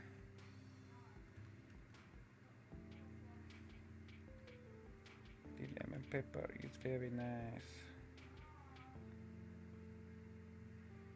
Putting some support. Some support loops in here. This keeps it from. See how these are like folding in on itself? I put those support things there. They actually stay straight, whereas everything else gets subdivided nice and neat. So we just pop these in here.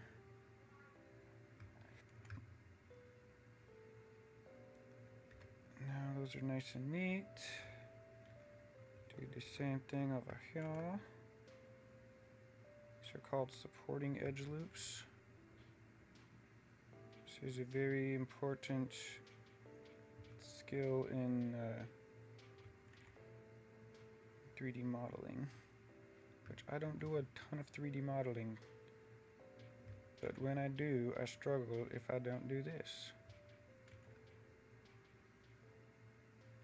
There we go, now I got some nice wings.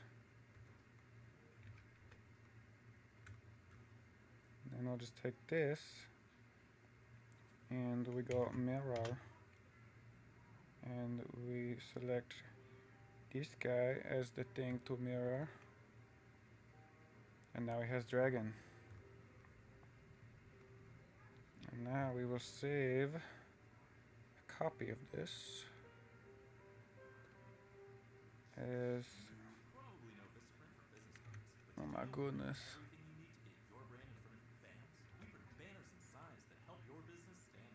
Shut up. Okay. Ice Dragon base. And then when I put the armature in this, we'll save it as Ice Dragon with armature. If I take this and we join them, now they're still separate pieces. I can do this, but when I put the armature on this piece, which is retypo quad sphere, which will just be dragon body, should be able to move with the armature. So I will now add an armature. And there should be animals and the bird. And it is tiny. And the bird is going to be the closest thing to what we need. So it's already pretty much there. Just going to grab this and we're going to start lining stuff up. All the bones are pretty much here. We just need the pieces to be lined up with these bones. So go to edit mode and take this wing, that, and we turn on symmetry. Perfect. Alright, and then we just start lining these up and deleting bones that we don't need, adding bones that we do need. So take this and put that here, and this and put that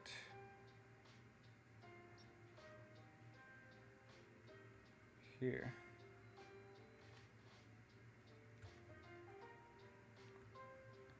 This goes here, this goes here, and then we extrude this one to go here. This will stay here as like a kind of a piece that I can control the rest of the wing with. This will go here. Rotate, not extrude. And these need to be lined up pretty much Actually turn on snapping to volume. So that way when I do this, extrude, it actually snaps to the center of this thing. And I don't have to worry about lining it up perfectly. And this will go to the end of this one.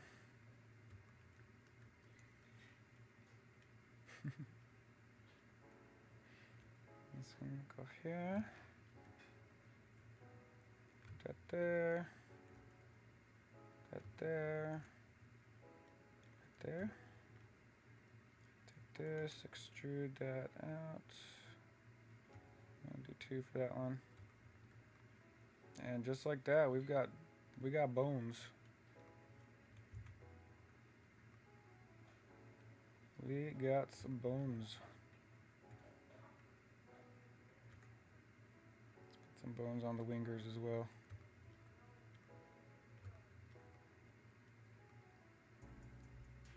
And try and line it up as close as we can.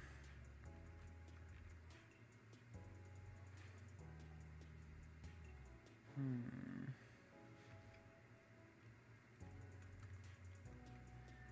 this is the head. Need that without grabbing anything else. It's pretty close already.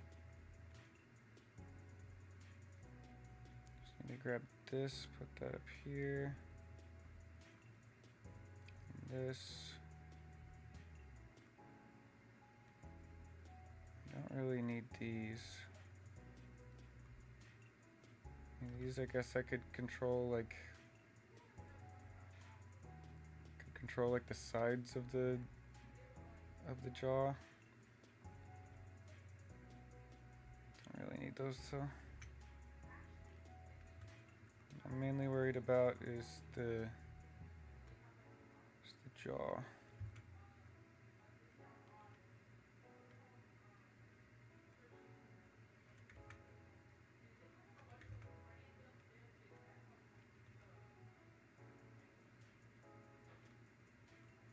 I don't even need this bottom part. I don't know why this is here. It's like part of the neck or something.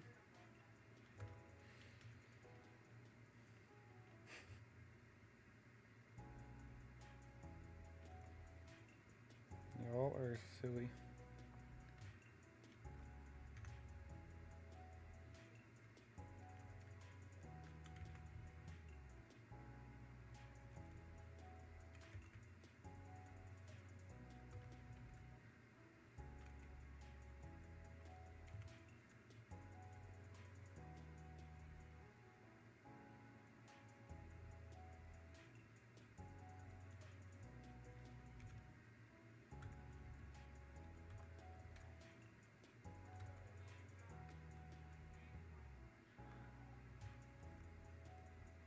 Do I need these?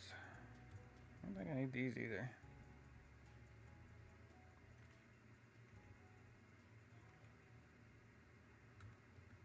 This is like a chest piece. This will just kind of stabilize the chest. Looks good. Now for the leggies.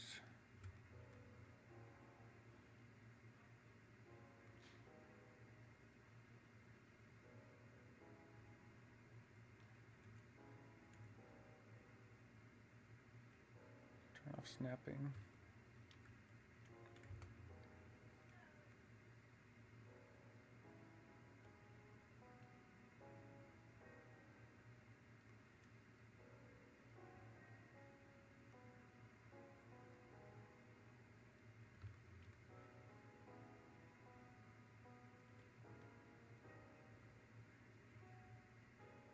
Thankfully, these are already built like bird legs, which is nice.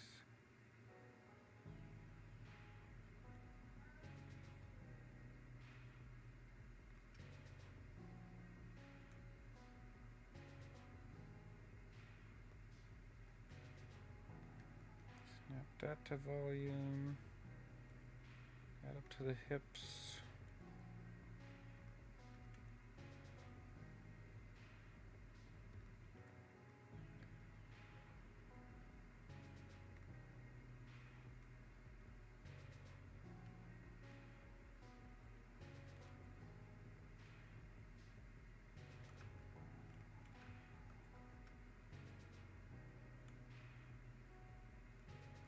Those legs, feet.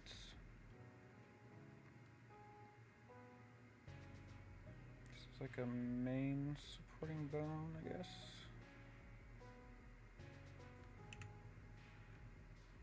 It's the only thing about using like the pre-built bones. Sometimes they don't make a whole lot of sense if I didn't build them.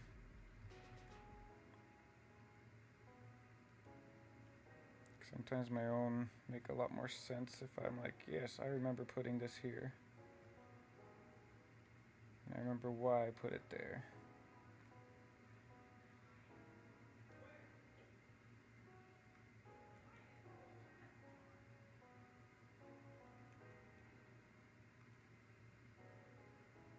There we go.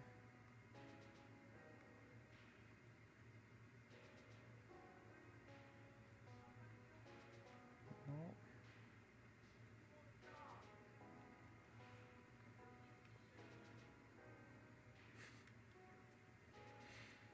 Modify people like this. Yeah. Yep.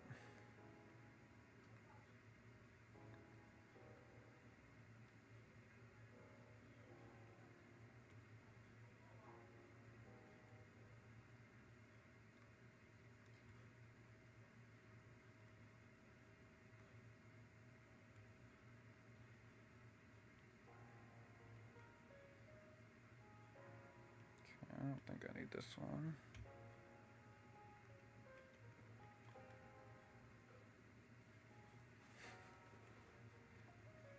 And like another 128 gigs of RAM.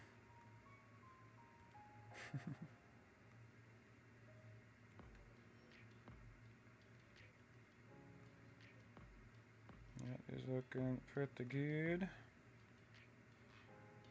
Whoa. Someone just liked one of my posts on Kara, the app that died as fast as it was built.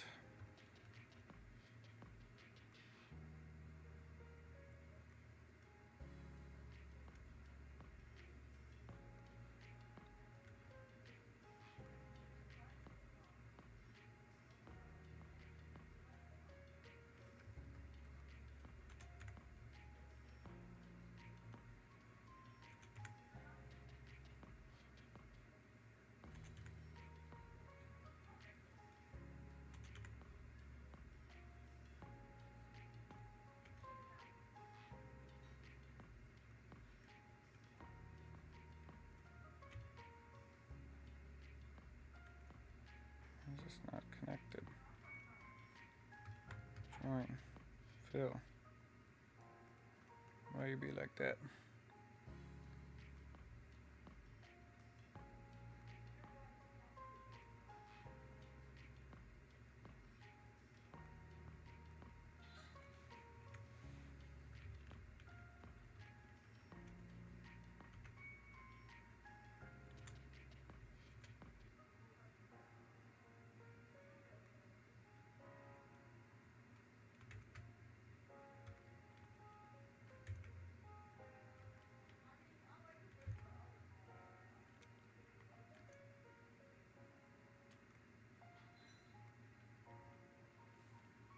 Why you be like that?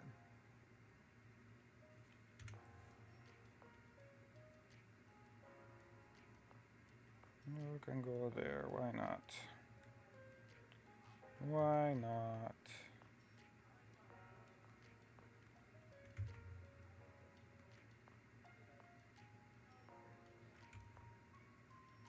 I thought I had snapping turned on.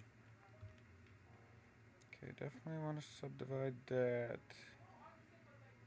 Make this tail able to be much more flexible. Why? Oh. Guess putting the multi-res killed the mirror. That's weird. Mirror.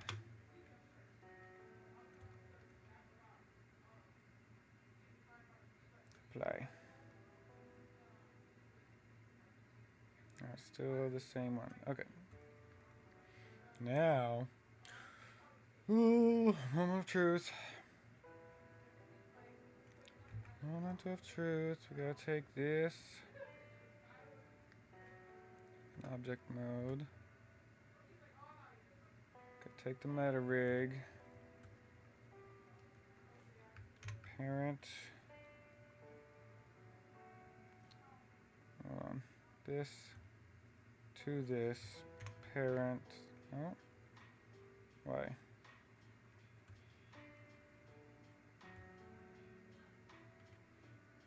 Shift. There we go, with automatic weights. Did it work? I want to parent this. See, I need to go to meta rig, select this bone, take this, select the meta rig, parent it to. Why is it not working?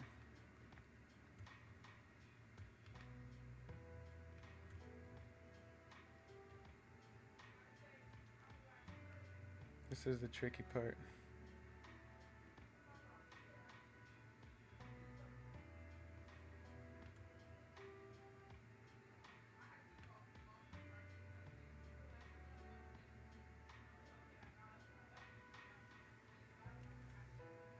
Hid.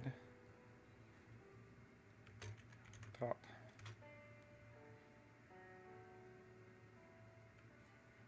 Lower jaw.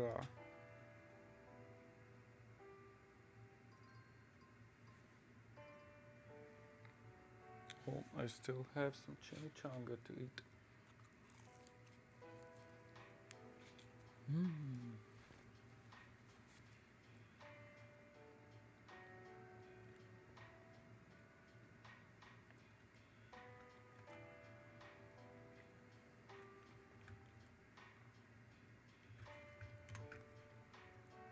Parent to bone. This. Select the meta rig. Select that bone. Select this. Select meta rig. Parent to bone. Is that loud? Oops. Alright. Now if I select the meta rig, go to pose mode. Yeah.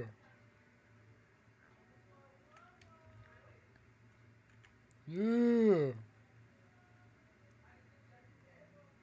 Yeah. Let's go. Wing. Yeah. Let's go. Woo. Why is this not going with it though? I mean, I'll work with it though. I'll work with it. That is doing weird things. Tool auto IK. Here we go.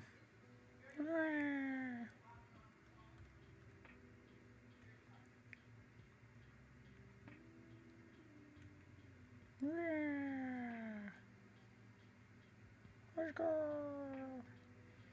Alright. So now I'll save this as a copy as Ice Dragon rigged. So we should be able to pose this now. Legs. Supporting bone. Foot. With IK. IK means it controls the whole leg instead of just the foot at a time. You can like actually grab this whole thing and like move the whole leg around. Very helpful. Move this down like that. Move it out like that. That.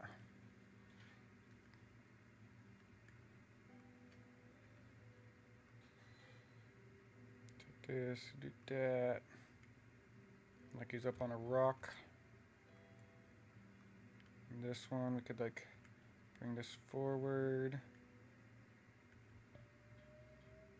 Like he's stepping on something over here. And we could bring these. Could angle this. Ooh, that's gonna be. I don't know why this didn't connect. I want to connect this one. Go to edit mode with these and change where this connects. I want this and this to be. I want this to parent to this. I don't know if that does it. Because this is still connecting to this. Can I clear parent? It's grayed out. Yeah, because these bones are not parented correctly.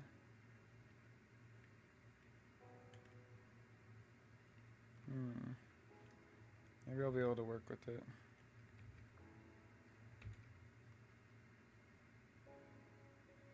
Why am I still in X-ray mode?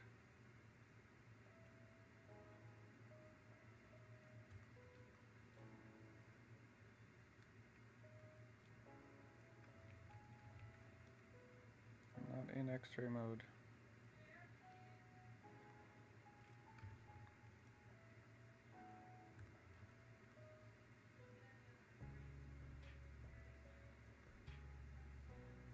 I'm very confused why it looks like I'm in X-ray mode, but I'm not. Weird. Weird.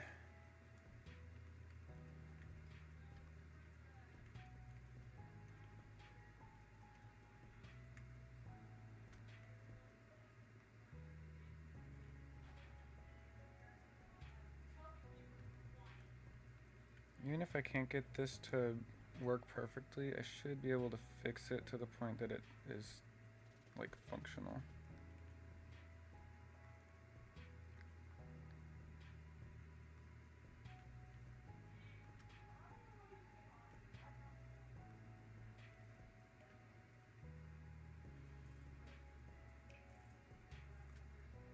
These kind of like folding over.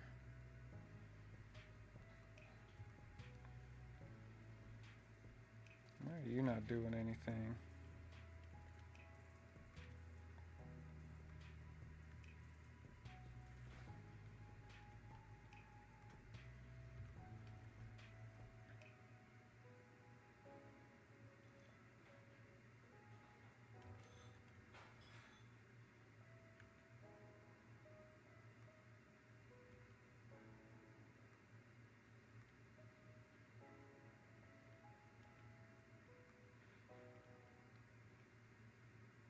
This is an issue.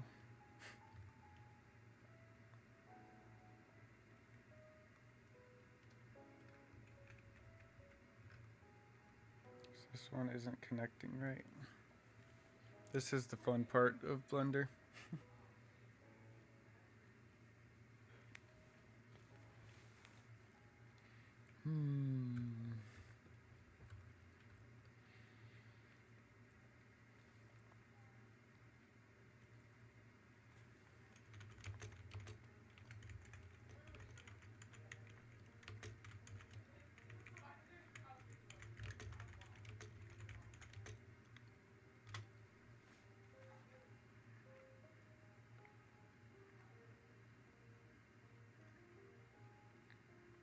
Select the child bone in edit mode. Press Alt P. Choose clear parent. That's what I did. Disconnect bone. Bone relations. Click the X next to the parent name.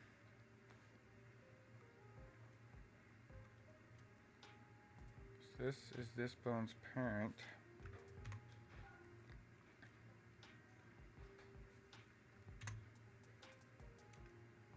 Alt P in edit mode. Okay. That did it. Now I want this one.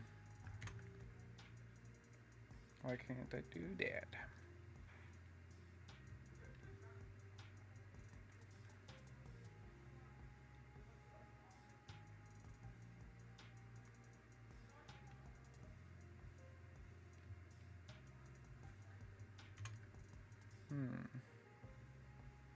Way.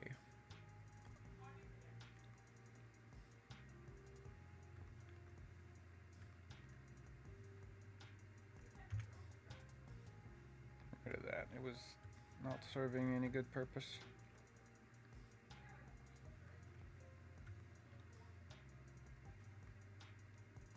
So this is way wonky.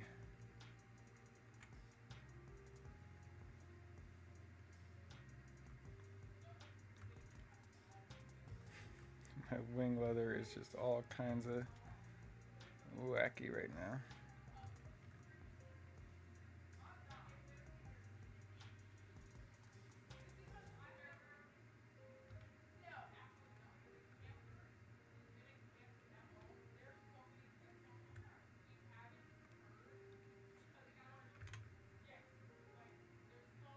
¿Por qué?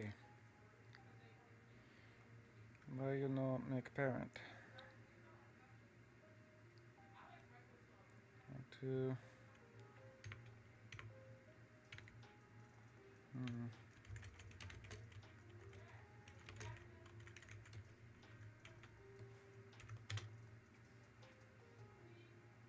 Edit mode, select the child bone, then shift select the parent bone, control P, choosing connected. That's what I did. That's exactly what I did. Does it have to be like the bone itself? Ah. And what is it? Connected to join them or keep offset to have it follow but stay in place. Connected.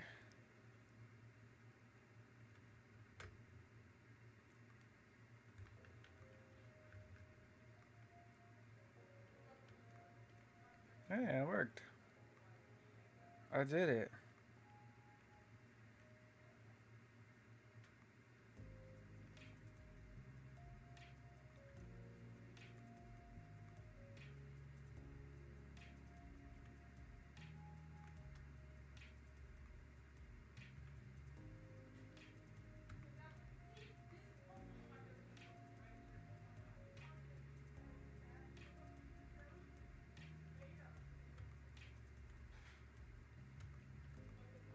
Now it's just kind of doing what we wanted it to do.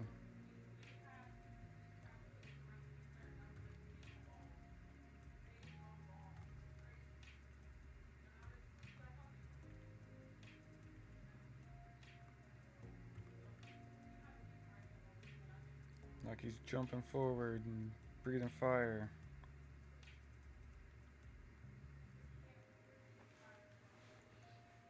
What's up, Arnold?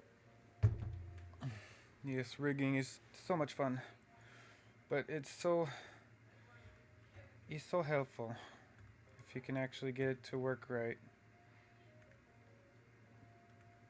Which as I'm trying to paint this picture, having a good rig would be so helpful.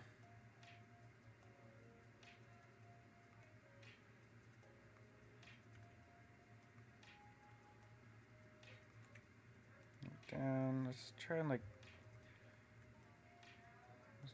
turn his butt. Why is this being this way? Let's Go to meta rig. Go to it. Edit mode. And let's subdivide this one. Let's go back to pose and see if I can actually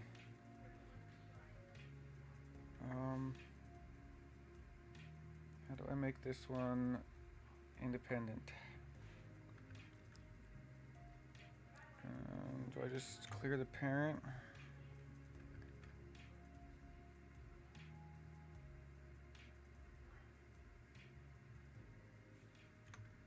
Clear parent. Clear parent? No. That one doesn't have a parent? Okay, well.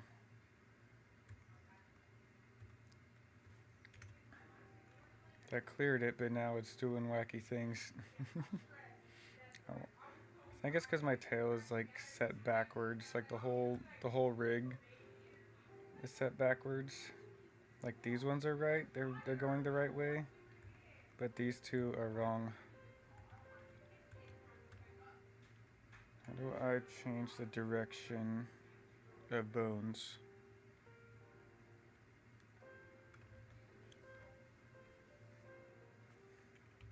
Change direction of bones in Blender. Okay, edit mode, W, switch direction. Flip it down. Use Control R in pose mode for basic exit. Okay. Let's try edit mode, W, switch direction. Yeah, I have IK bones set. Oops. Item, tool.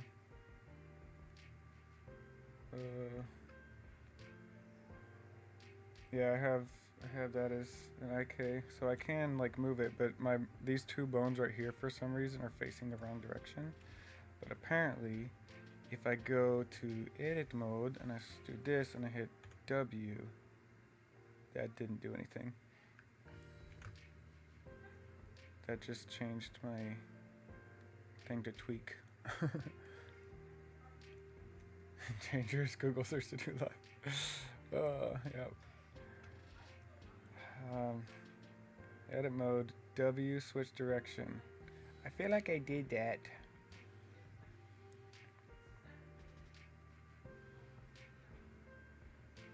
See, that's what's going wrong. Go away. Select rig. W is specials menu. Because that has now happened when I hit W.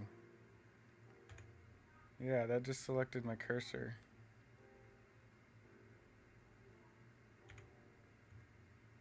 Weird. Specials.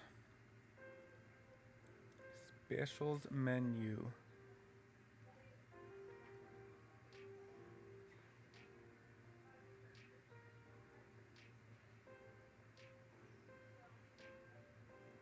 I'm not seeing no specials menu. Bone roll. Transform. No, that's not what I need.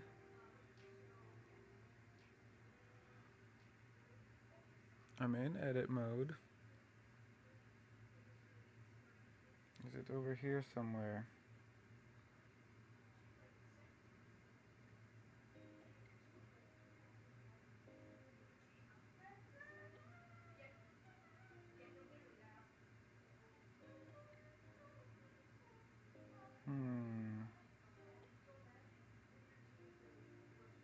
Am I overthinking this?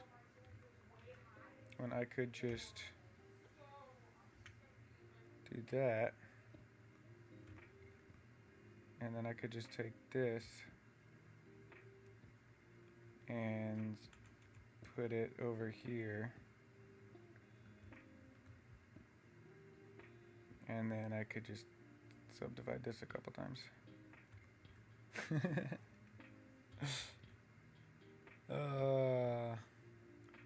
Wonderful overthinking.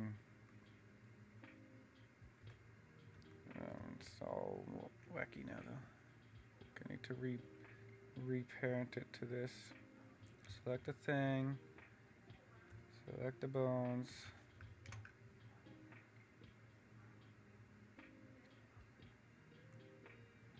Select the bones. Select the thing. No. Select the thing. Select the bones.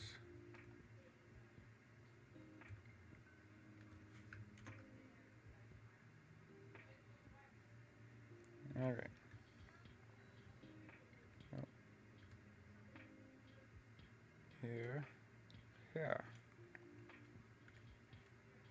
Yay! Let's go! And this is still like a, and that actually looks like a tail now. Let's go! Turn off snapping.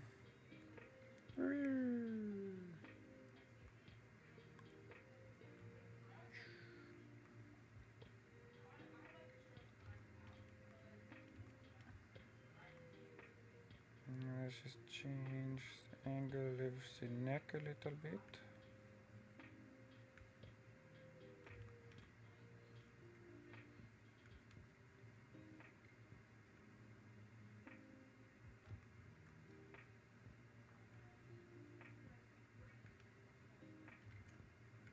Way open jaw.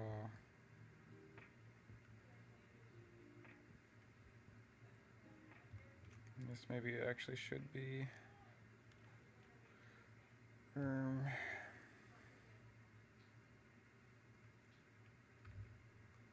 I should just sculpt it up more.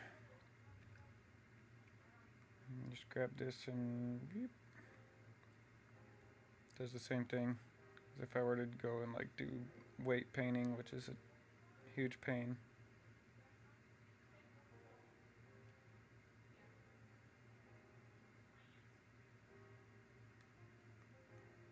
There we go. That's pretty fierce looking. That is fierce looking.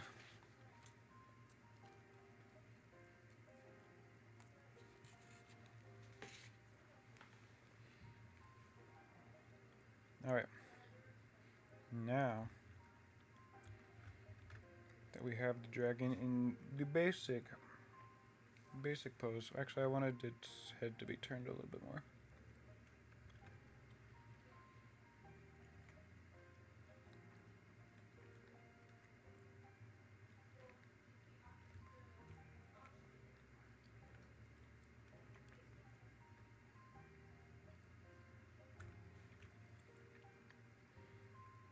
That.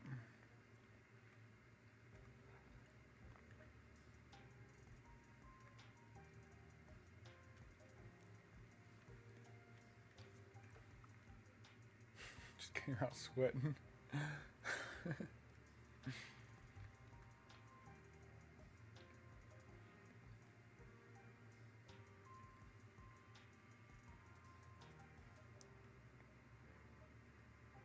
right there. I want to be like looking down.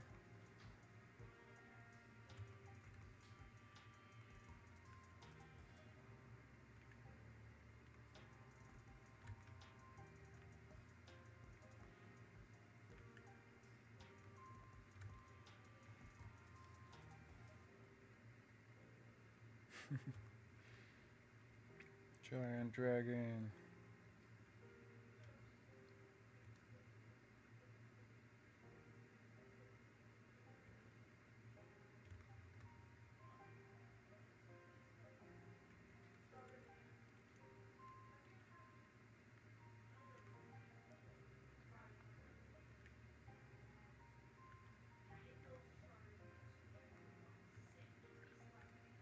If I can fit this into the camera, could make him like have his foot up on a rock. This is roughly about like that. What are we seeing? I just feel like his body was a lot more turned in my sketch.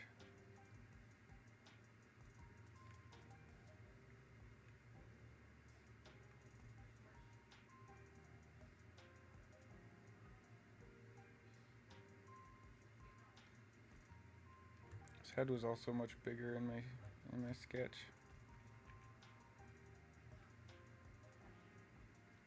But I can do that.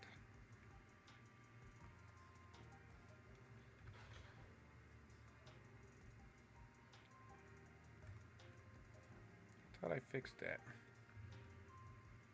Oh, it's because I need to apply base. Yeah, there we go. There we go. That's right.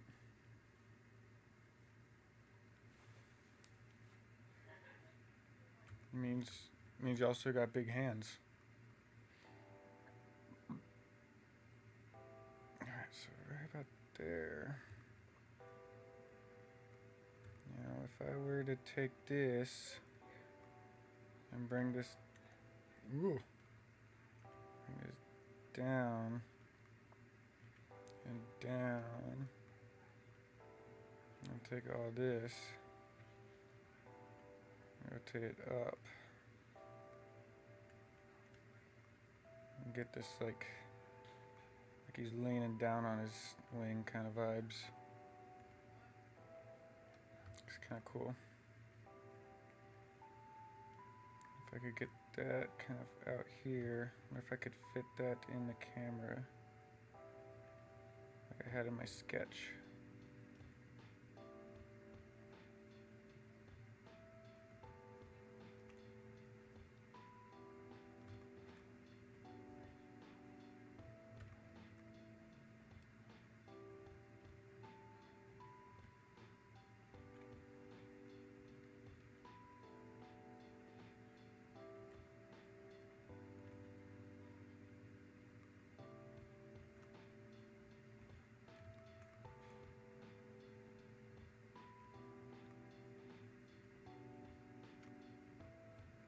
A cool pose.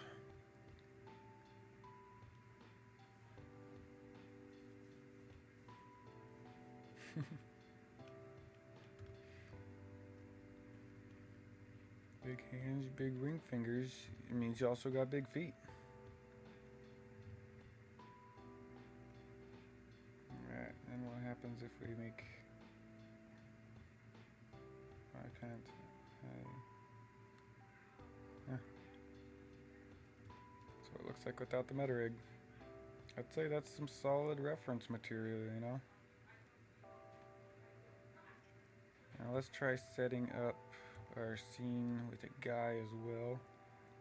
And I don't want to sculpt a whole night, so yeah, we're just not going to. Do you guys guess my password?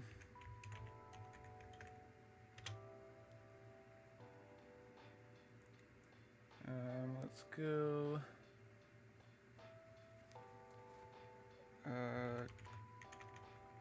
Rigged night.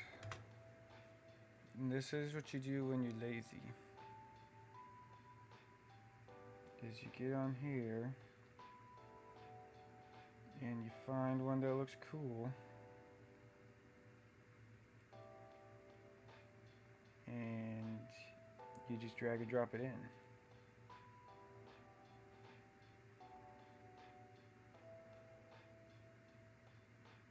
See what this guy looks like.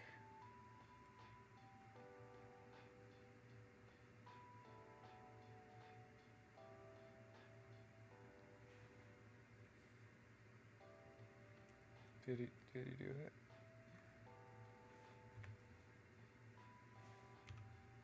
Where is he so? Whoa. Is he so tiny that I can't, or is he so big that I can't see him? How tall is this guy?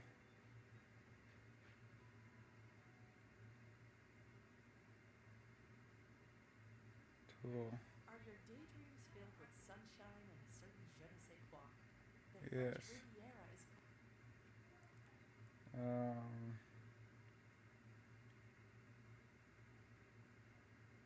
Let's view.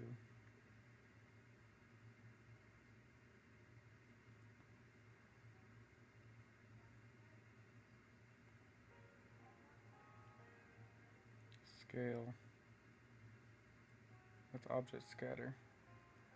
Why is this guy so freaking huge?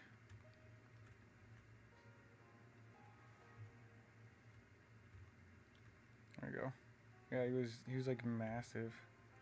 Whoa.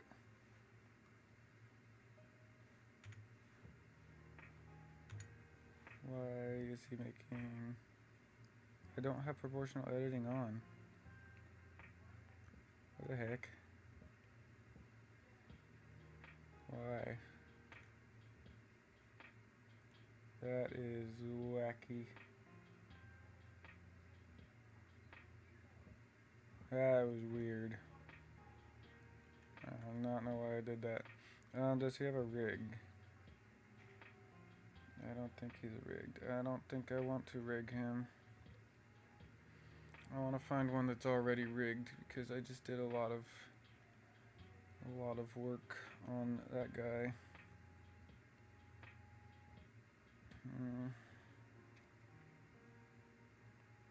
Do I want to rig him? It's already... Yeah, I don't think I want to.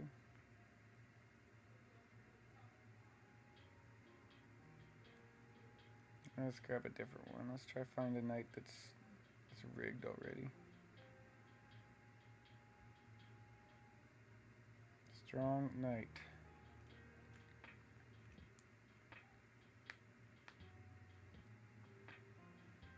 Okay, he is rigged. He's also huge. What the heck?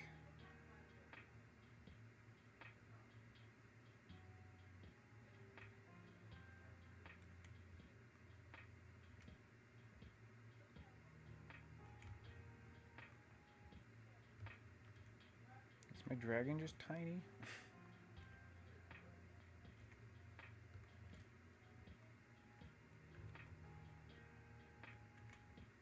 Here we go. He's already rigged. Looks kind of cool. It's already textured too. I like that. Alright, so let's make him look like he is hiding.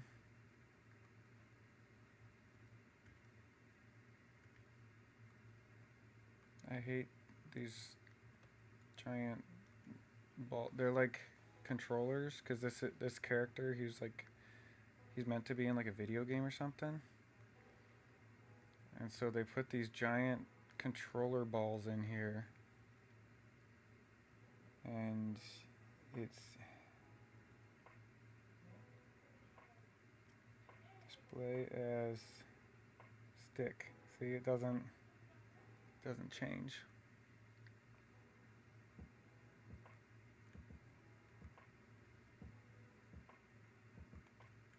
And I can't really see what I'm doing. It's the worst.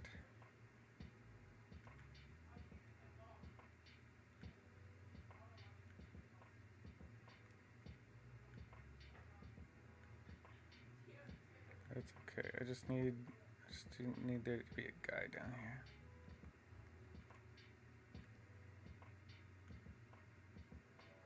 Crouching behind this rock.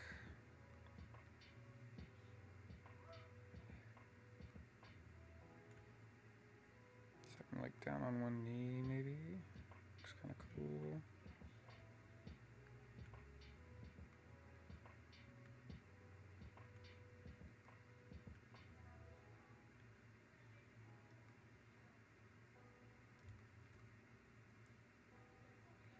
Look like he's crouching.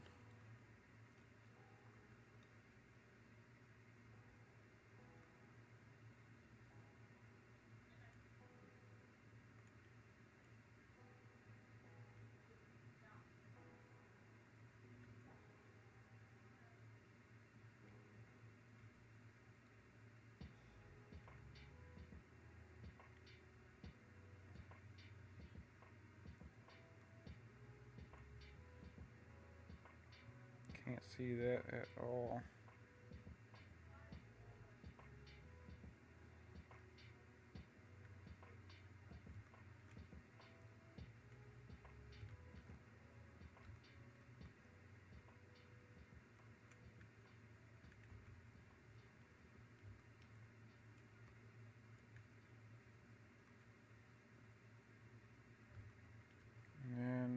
can give him.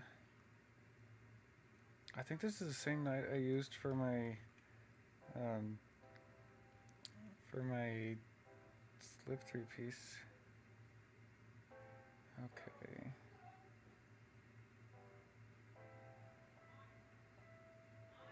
Just want to not see the armature anymore. There we go. Can I grab the hammer and put it in your hand, sir? Like you're ready to fight this guy.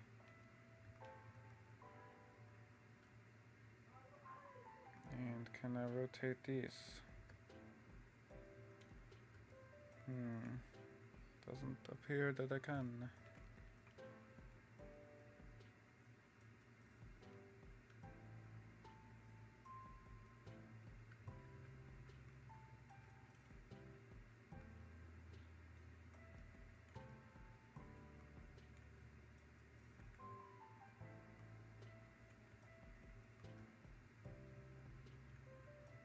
Okay, like grab onto your sword. Okay, getting ready to fight him. I just can't see anything that's happening in here. Yeah, it's pretty close.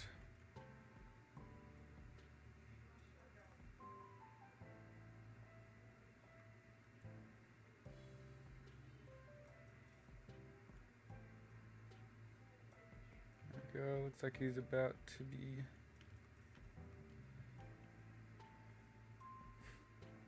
Exactly. He's about to lay the smackdown on this dragon.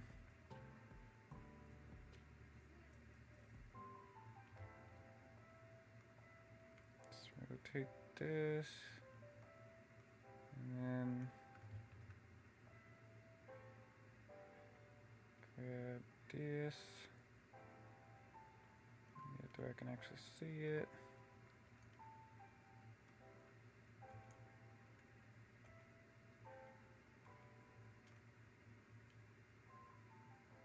That is close enough. I dig it. Alright. Pose is cool. Let's get rid of that weird stuff. Let's grab this whole dude. And let's put him right here.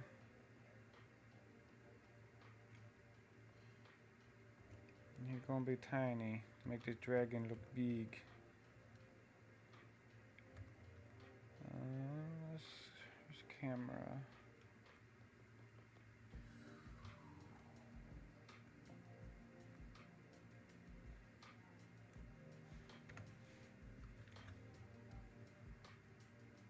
And that looks super wonky because its clip start is really close. Then we can do this and like as if I was in a video game. Actually move it around. It's really slow because everything in the scene is so massive. Select all except for the camera. Let's just get, oh, can't do that.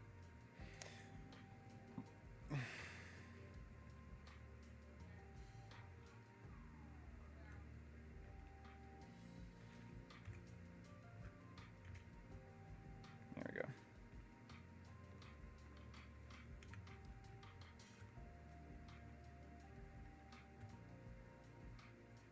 Where did my camera go?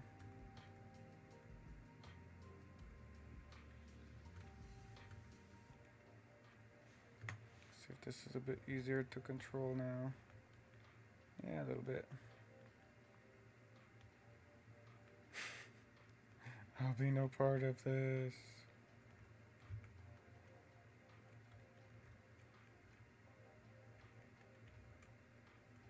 Okay, so I am able to get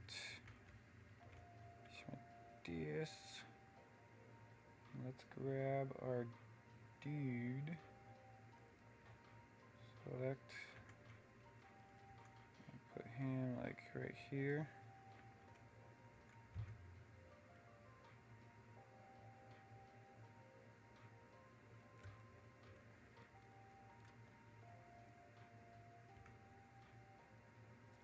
smaller we make this guy, the bigger the dragon looks, but we also don't want to make him so small that he's not even in the picture anymore, which is, I think, kind of what happened yesterday.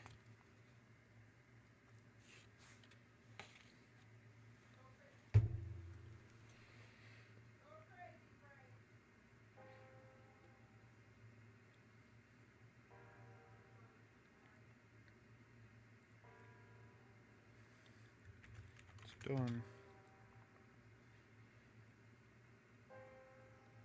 Free stuff only, please.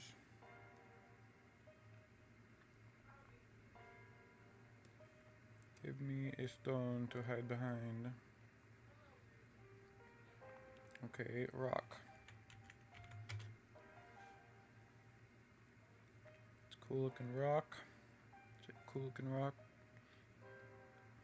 There's some cool looking rocks.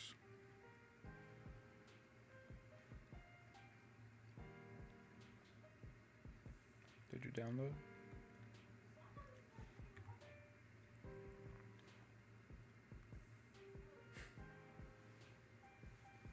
Go crazy, Frank.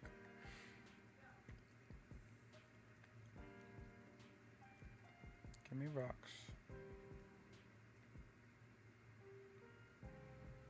Oh. You're tiny.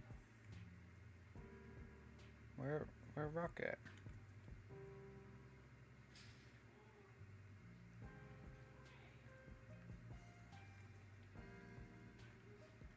What? Are rocks massive now?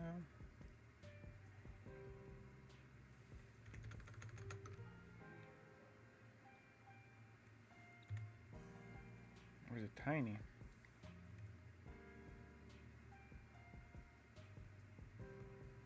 Ah, there you are. The rocks just imported in somewhere really weird.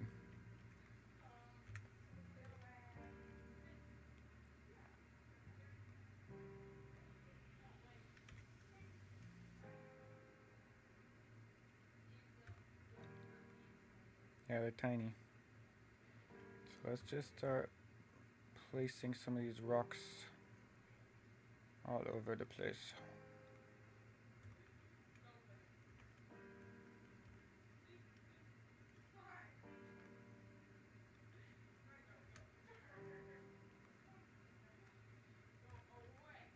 Build some terrain.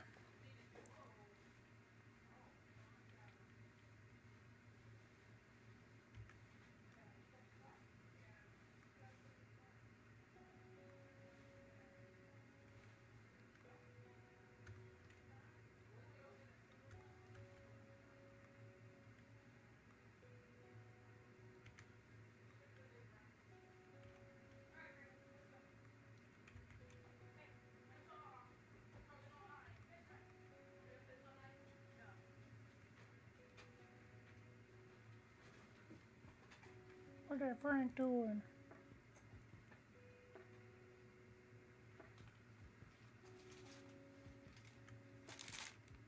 Oh boy. Do I take this now? Yeah. The anti-flu meds, so that I don't get the flu. Hopefully. It's medication, because I held a baby the other day, like day before yesterday. I babysat my niece, and apparently she has the flu today. So now I have to worry about getting the flu right before we go to New Zealand, which would be the absolute worst. So we got a special emergency medication that's supposed to stop us from being able to get the flu, hopefully.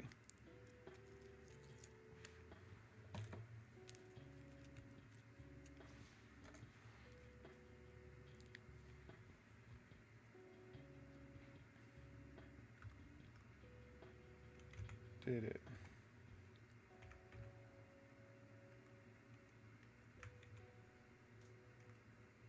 Interesting rock shapes for him to hide behind.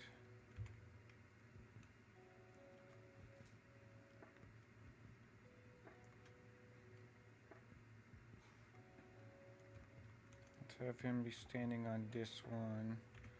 Scale this one out in this way. So he's like standing on it.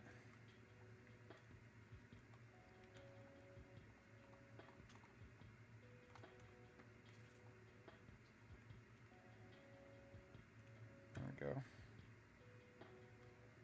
So we've got this pile of rocks here. That way when he's breathing his ice at this guy.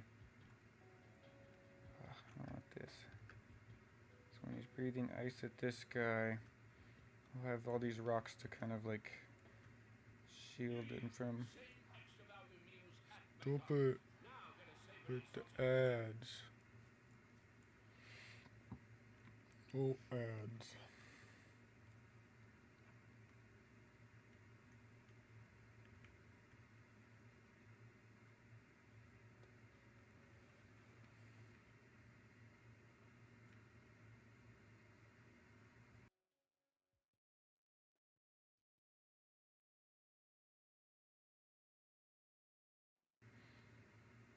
I don't know where my music's went, but that's okay because it is time for me to be done streaming. I know this was just out of nowhere, but that's how it be sometimes. So I must be off. I hope you guys have a great night doing whatever you're doing. Thanks for streaming. My pleasure. I hope you guys have a good night. And I will catch y'all later.